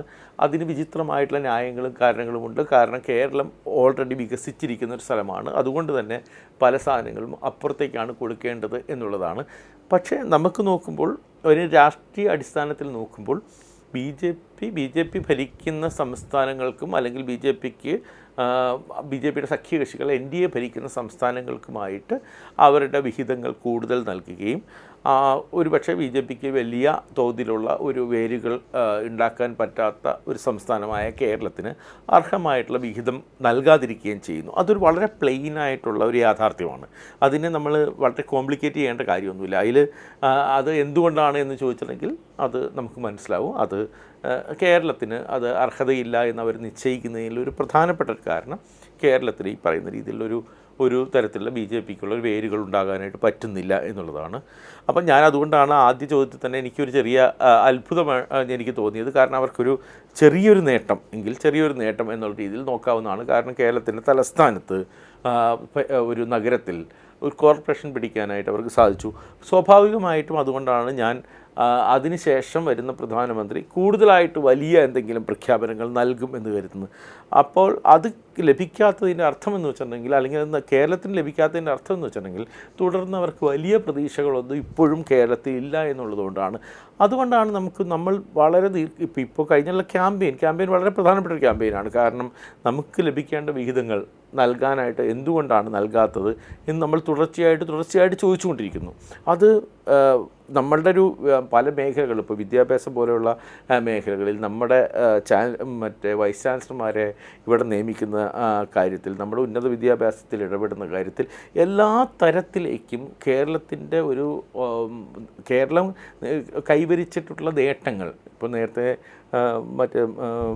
എല്ലാവരും പറഞ്ഞ കാര്യം, ഇപ്പോൾ അഖിലാണെങ്കിലും ജോയ് സഖാവാണെങ്കിലും പറഞ്ഞ കാര്യങ്ങളിൽ കേരളം എന്ന് പറയുന്നത് കഴിഞ്ഞ കുറച്ച് കാലങ്ങളായിട്ട് ഇന്ത്യക്കും എല്ലാം ഒരു മാതൃകയായിട്ട് നിൽക്കുന്ന ഒരു സ്ഥലമാണ്. നമ്മുടെ വിദ്യാഭ്യാസ മേഖലയായിക്കോട്ടെ, നമ്മുടെ ആരോഗ്യ മേഖലയായിക്കോട്ടെ, എല്ലാം അത് നേരത്തെ അഖില തന്നെ സൂചിപ്പിച്ച രീതിയിൽ അതൊരു ദീർഘകാല അടിസ്ഥാനത്തിൽ സംഭവിച്ചിട്ടുള്ളൊരു കാര്യമാണ്. അത് നമ്മളുടെ ഒന്നാമത്തെ ഗവൺമെൻറ് മുതലുള്ള കാര്യങ്ങളുണ്ട്. അതിനപ്പുറത്തേക്ക് നമ്മുടെ ഇപ്പോൾ നവോത്ഥാന പ്രസ്ഥാനങ്ങളുടെ കാര്യമുണ്ട്, ശ്രീനാരായണ ഗുരുവുണ്ട്, നമ്മുടെ മിഷണറി പ്രവർത്തനങ്ങളുണ്ട്. ഇതെല്ലാം കൂടി സംയോജിപ്പിച്ചിട്ട് നമുക്കുണ്ടായി വന്നിട്ടുള്ളൊരു വലിയൊരു നേട്ടമാണ് കേരളം എന്ന് പറയുന്ന ഒരു സമൂഹത്തിനുള്ളത്. ആ സമൂഹത്തിന് അത് മുന്നോട്ട് കൊണ്ടുപോകണമെങ്കിൽ നമ്മൾ അർഹതയില്ലാത്ത ഒരു കാര്യവും കേരളം ചോദിക്കുന്നില്ല. പക്ഷേ അർഹമായിട്ടൊരു കാര്യങ്ങൾ കേരളത്തിന് ലഭിക്കേണ്ടതുണ്ട്. അർഹമായിട്ടുള്ള കാര്യങ്ങൾ നൽകാതെ കേരളത്തെ ഒരു തരത്തിൽ വളരെ, അല്ലെങ്കിൽ ഏറ്റവും മോശമായ രീതിയിൽ ട്രീറ്റ് ചെയ്തതിന് ശേഷം കേരളത്തിന് എല്ലാം നൽകുന്നുണ്ട്, കേരളത്തിൽ നിന്ന് ആളുകൾ പ്രതികരിക്കുന്നില്ല തുടങ്ങിയിട്ടുള്ള കാര്യങ്ങൾ ബി ജെ പിയുടെ വക്താക്കൾ പറയുന്നതിൽ എനിക്ക് വലിയ പ്രശ്നമുണ്ട്. കാരണം കേരളം പൂർണ്ണമായ രീതിയിൽ കഴിഞ്ഞ ഒരു 10 വർഷത്തിന് മീതിയായിട്ട് ഒരു തരത്തിലുള്ള അവഗണന നേരിടുന്നുണ്ട്. അത് വളരെ രൂക്ഷമായിട്ടൊരു കാര്യമാണ്. അത് നമ്മുടെ പല മേഖലകളിലും അത് പ്രകടമാണ്. അത് കേരളം ആവിഷ്കരിക്കുന്ന പല പദ്ധതികളും, കേരളത്തിലെ ഒരു ഭരണകൂടം ആവിഷ്കരിക്കുന്ന പല, ഇപ്പം ഞാൻ പറയുന്നത് ഇടതുപക്ഷം മാത്രമല്ല, ഇപ്പോൾ നാളെ UDFൻ്റെ ഭാഗത്തിലോ അല്ലെങ്കിൽ വേറെ ഏതെങ്കിലും ഒരു ഗവൺമെൻറ് മുന്നോട്ട് വന്നാലും ഇവർക്ക് എല്ലാവർക്കും ഒരു പരിപാടി ആവിഷ്കരിക്കുന്നതെങ്കിൽ നമ്മളുടെ ഒരു ഫെഡറൽ സംവിധാനം അനുസരിച്ച് നമുക്ക് യൂണിയൻ ഗവൺമെൻറ് വിഹിതങ്ങൾ കൂടി ചേർന്നിട്ട് മാത്രമാണ് നമുക്ക് മുന്നോട്ട് പോകാൻ പറ്റുന്നത്. നമുക്ക് ഇവിടെ നടക്കുന്ന നമ്മുടെ മറ്റേ കുട്ടികൾക്കുള്ള ഉച്ചഭക്ഷണം മുതൽ എല്ലാ കാര്യങ്ങളിലും നമുക്ക് യൂണിയൻ ഗവൺമെൻറ്റിൻ്റെ ഒരു കണക്ഷൻ കൂടി ചേർന്നുണ്ട്. ഇതൊരു തരത്തിലുള്ള ഒരു ഉടമ്പടിയാണ്. ഈ ഉടമ്പടിയിൽ ഒരു ഭാഗം പൂർത്തിയായില്ലെങ്കിൽ ഇത് മുന്നോട്ട് പോകാനായിട്ട് പ്രയാസമാണ്. അപ്പോൾ അതുകൊണ്ട് തന്നെ ഈ പൊളിറ്റിക്കലായിട്ടുള്ള ഒരു കാര്യത്തിന് വേണ്ടി ഒരു പ്രധാനമന്ത്രി നമ്മുടെ തെരഞ്ഞെടുപ്പിന് തൊട്ട് മുൻപായിട്ട്, ഇവിടെ നടക്കാൻ പോകുന്ന നിയമസഭാ തെരഞ്ഞെടുപ്പ് തൊട്ട് മുമ്പായിട്ട് വരുമ്പോൾ, ഞാൻ അതുകൊണ്ട് തന്നെ പൊളിറ്റിക്കലായിട്ട് തന്നെ ബി ജെ പിയുടെ ഭാഗത്ത് നിന്ന് കുറച്ചുകൂടി കൂടിയ ഒരു തരത്തിലുള്ള ഒരു പ്രോ ആക്റ്റീവായിട്ടുള്ള ഒരു ഇടപെടൽ ഒരു പൊളിറ്റിക്കൽ ബീയിങ് എന്നുള്ള രീതിയിൽ ഞാൻ പ്രതീക്ഷിച്ചിരുന്നു. ആ പരിപാടി ഇല്ലാത്തത് എന്നെ, വീണ്ടും ഞാൻ പറയുന്നു, അത് കൂടുതലായിട്ട് എന്നെ അത്ഭുതപ്പെടുത്തുന്ന ഒരു കാര്യമാണ്. ശരി. അഖിൽ, മുൻപ് VV രാജേഷ് മേയർ പ്രധാനമന്ത്രിയെ സ്വീകരിക്കാൻ എത്താത്തതുമായി ബന്ധപ്പെട്ട വിഷയം ജോയ് MLA ഉയർത്തി. അതിലൊരു മറുപടി വേണം. അതിനോടൊപ്പം തന്നെ ചോദ്യം കൂടി ചേർത്ത് വെക്കുന്നു. സമയപരിമിതി കാരണമാണ് ഇനി ഒരു റൗണ്ടിൽ ചിലപ്പോൾ വരാൻ കഴിയില്ല. നോക്കൂ, BJP ഭരിക്കുന്ന സംസ്ഥാനങ്ങൾക്ക് പലപ്പോഴും കേന്ദ്ര സർക്കാർ വാരിക്കോരി സഹായങ്ങൾ പ്രഖ്യാപിക്കുന്നത് തെരഞ്ഞെടുപ്പ് എടുക്കുന്ന ഘട്ടത്തിൽ കൂടിയാണ്. അവിടെയാണ് അല്പം മുമ്പ് ശ്രീജിത് ദിവാരൻ ആവർത്തിച്ചു പറഞ്ഞ ഫോർമുല വർക്കാകുന്നുണ്ടോ എന്നുള്ള സംശയം ഉണ്ടാകുന്നത്. അതായത് വലിയ പ്രതീക്ഷ കേരളത്തിൽ ഇപ്പോഴും ഇല്ല BJPക്ക്. അതുകൊണ്ടാണോ ആ നിലയിലുള്ള പ്രഖ്യാപനങ്ങളൊന്നും ഉണ്ടാകാത്തത്? അല്ല, സമയപരിമിതി ഉണ്ട് എന്ന് എനിക്ക് മനസ്സിലാവുന്നുണ്ട്. കാരണം എന്ന് പറഞ്ഞാൽ കഴിഞ്ഞ 15 മിനിറ്റോളം വി ജോയ് സഖാവ് സംസാരിക്കുമ്പോൾ നിങ്ങൾ ഇടപെട്ടില്ല. ഇനി ഞാൻ സംസാരിക്കുമ്പോഴെങ്കിലും നിങ്ങൾ ഇടപെടും. നിങ്ങൾ കുറച്ച് മുമ്പേ പറഞ്ഞില്ല എനിക്ക് മറുപടി ഇല്ല. ഞാൻ ഇനി പറയുന്ന മറുപടിയെങ്കിലും നിങ്ങൾ കേൾക്കണം. ഒന്നാമത്തെ കാര്യം പറഞ്ഞത് മേയറെ ക്ഷണിക്കാൻ. ഞാൻ ഹ്രസ്വമായി പറയുന്നു, മേയറെ ക്ഷണിക്കാൻ എയർപോർട്ടിലേക്ക് പോയില്ല, അങ്ങനെ എന്തേ നിങ്ങൾ പതിച്ചു വന്നു. പക്ഷേ എന്തായാലും രക്തസാക്ഷിയുടെ ഫണ്ട് തട്ടിയെടുത്ത് അത്രയും വലിയ ക്രൂരതയൊന്നും ഞങ്ങൾ മേയറോട് കാട്ടിയിട്ടില്ല. ഇന്ന് CPM-ൻ്റെ ഒരു ജില്ലാ കമ്മിറ്റി അംഗം വന്നിരുന്നു പറയുകയാണ് 1 കോടി രൂപ പിരിച്ചിട്ട് 85 ലക്ഷമേ കൊടുത്തോളൂ, ആ കുടുംബത്തെ ഈ പാർട്ടി ചതിച്ചു എന്ന അത്ര ഒരു വഞ്ചന ഞങ്ങൾ എന്തായാലും VV രാജേഷിനോട് കാട്ടിയിട്ടില്ല. ധനരാജിൻ്റെ കുടുംബത്തോട് ഈ പാർട്ടി കാണിച്ചതുപോലെ ഒരു ദ്രോഹം VV രാജേഷിനോട് BJP എന്തായാലും കാട്ടിയിട്ടില്ല. എൻ്റെ ഒന്നാമത്തെ മറുപടി. രണ്ടാമത്തെ മറുപടി, ശ്രീലേഖയെ പറ്റി ജോയ് സഖാവേ നിങ്ങൾ സംസാരിച്ചപ്പോൾ ഞാൻ ഇടപെട്ടില്ല. ഞാൻ അങ്ങയോട് ബഹുമാനത്തോടു കൂടിയാണ് സംസാരിച്ചത്. കാരണം ചർച്ചയ്ക്കിടയിൽ സംസാരിക്കുന്ന ശീലം എനിക്ക് ഇല്ലാത്തത് കൊണ്ടാണ്. ഞാൻ പറയട്ടെ, ഞാൻ ചർച്ചയ്ക്കിടയിൽ കയറി സംസാരിക്കുന്ന ആളല്ല. കാരണം അങ്ങ് നേരത്തെ സംസാരിച്ചാൽ എനിക്ക് വലിയ രണ്ട് ഞാൻ പറയട്ടെ.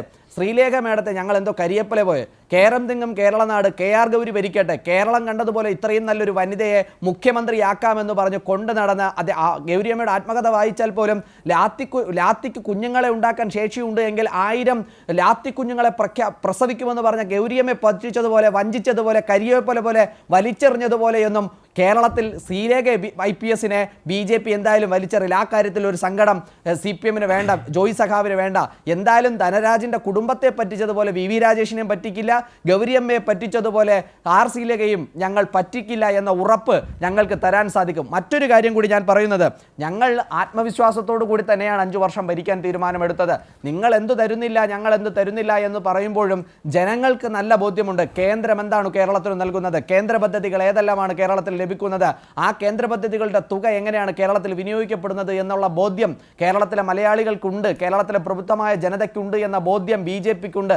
അതുകൊണ്ട് തന്നെയാണ് ഞങ്ങൾക്ക് ഈ നാട്ടിൽ ഞങ്ങളുടെ സീറ്റ് വർധനവ് ഉണ്ടാകുന്നത്. ഞങ്ങൾ മുന്നോട്ട് വയ്ക്കുന്ന രാഷ്ട്രീയത്തെ, ഞങ്ങൾ മുന്നോട്ട് വയ്ക്കുന്ന അജണ്ടയെ, ഞങ്ങൾ മുന്നോട്ട് വയ്ക്കുന്ന ആ രാഷ്ട്രീയ പ്രത്യയശാസ്ത്രത്തെ എല്ലാം തന്നെ കേരളത്തിലെ ജനം തിരിച്ചറിയുന്നത് എന്ന് ഞങ്ങൾക്ക് നല്ല ബോധ്യമുണ്ട്. ആ ബോധ്യത്തിൻ്റെ അടിസ്ഥാനത്തിൽ തന്നെയാണ് 80കളിൽ ഈ പാർട്ടി ആരംഭിച്ച മുതൽ ഈ നാൾ വരെയും ഞങ്ങൾ ഈ നാട്ടിൽ പ്രവർത്തിച്ചതും രാഷ്ട്രീയം പറഞ്ഞതും പ്രസംഗിച്ചതും പോസ്റ്റൊട്ടിച്ചതും കൊടി പിടിച്ചതുമെല്ലാം. ആ രാഷ്ട്രീയത്തെ ഈ നാട്ടിലെ ജനങ്ങൾ തിരിച്ചറിയും, ആ രാഷ്ട്രീയത്തെ ഈ ജനങ്ങൾ നെഞ്ചിലേറ്റുമെന്ന മോഹത്തോടു കൂടി അല്ലെങ്കിൽ വിശ്വാസത്തോടു കൂടി തന്നെയാണ് ഞങ്ങൾ ഈ നാട്ടിൽ പ്രവർത്തിച്ചത് എന്ന ബോധ്യം ഞങ്ങൾക്കുണ്ട്. പിന്നെ നിങ്ങൾ പറഞ്ഞതുപോലെ തെരഞ്ഞെടുപ്പ് വരുന്ന സമയത്ത് ഏതെങ്കിലും പ്രഖ്യാപനം നടത്തി പെൻഷനിൽ 200 രൂപ കൂട്ടി കിറ്റ് കൊടുത്ത് അല്ലെങ്കിൽ ഞങ്ങൾ കരുതലുള്ളതാണ് എന്ന് പറഞ്ഞ് നിങ്ങൾ അല്പസമയം മുമ്പ് കാണിച്ച പരസ്യത്തിൽ പോലെ ഏതെങ്കിലും വിദേശത്തെ അഭിനേതാക്കളെ കൊണ്ടുവന്ന് റോട്ടിലൂടെ ഓട്ടയിൽ കയറ്റി ടെലിക്യാം വെച്ച് പിടിച്ചല്ല ഞങ്ങൾ ഈ നാട്ടിലെ ജനങ്ങളോട് പ്രഖ്യാപനം നടത്തുന്നതും തെരഞ്ഞെടുപ്പ് രാഷ്ട്രീയത്തിൽ ഞങ്ങൾ വോട്ട് ചോദിക്കുന്നത്. ഞങ്ങൾ പറയാൻ, ഞങ്ങൾക്ക് അഭിമാനത്തോടു കൂടി പറയാൻ, ഞങ്ങൾക്ക് ഈ നാട്ടിലെ ജനങ്ങളോട് പറയാൻ നല്ല വികസനത്തിൻ്റെ രാഷ്ട്രീയമുണ്ട്. ആ വികസനത്തിൻ്റെ രാഷ്ട്രീയം, ആ നാട്ടിലെ ഞങ്ങളുടെ രാഷ്ട്രീയ നിലപാടും ഈ നാട്ടിലെ ജനങ്ങൾ തിരിച്ചറിയുമെന്നുള്ള ബോധ്യം ഞങ്ങൾക്കുണ്ട്. പിന്നെ ഇനി അസിത ചോദ്യത്തിന് മറുപടി വേണം. ഇനി അസിത ചോദ്യത്തിലൂടെ മറുപടി വേണം. നിങ്ങൾ നേരത്തെ 15 മിനിറ്റ് ജോയ് സഖാവ് കേട്ടപ്പോൾ നിങ്ങൾക്ക് ഇത്ര തിടുക്കമുണ്ടായിരുന്നില്ലല്ലോ. നിങ്ങൾക്ക് പറയാനുള്ള, നിങ്ങൾ 3 പേരും പറയാനുള്ള കാര്യം നിങ്ങൾ പറഞ്ഞല്ലോ. ഇനി ഞാൻ മറുപടി ഇല്ലാത്ത ആളല്ലേ? അസിത നേരത്തെ പറഞ്ഞതുപോലെ ഞാൻ മറുപടി ഇല്ലാത്ത ആളല്ലേ? ഞാൻ പറയുന്നത് നിങ്ങൾ കേൾക്ക്. അല്ലെങ്കിൽ ഇനിയുള്ള 2 ഇടപെടലിലും ഞാൻ നന്നായി ഇടപെടും. അല്ലെങ്കിൽ നിങ്ങൾ എന്റെ മൈക്ക് മ്യൂട്ട് ചെയ്യേണ്ടി വരുമെന്നുള്ള കാര്യം കൂടി ഞാൻ പറഞ്ഞു. ഞാൻ മാന്യമായിട്ടാണ് നിങ്ങളുടെ ചർച്ചയിൽ ഇടപെട്ടത്.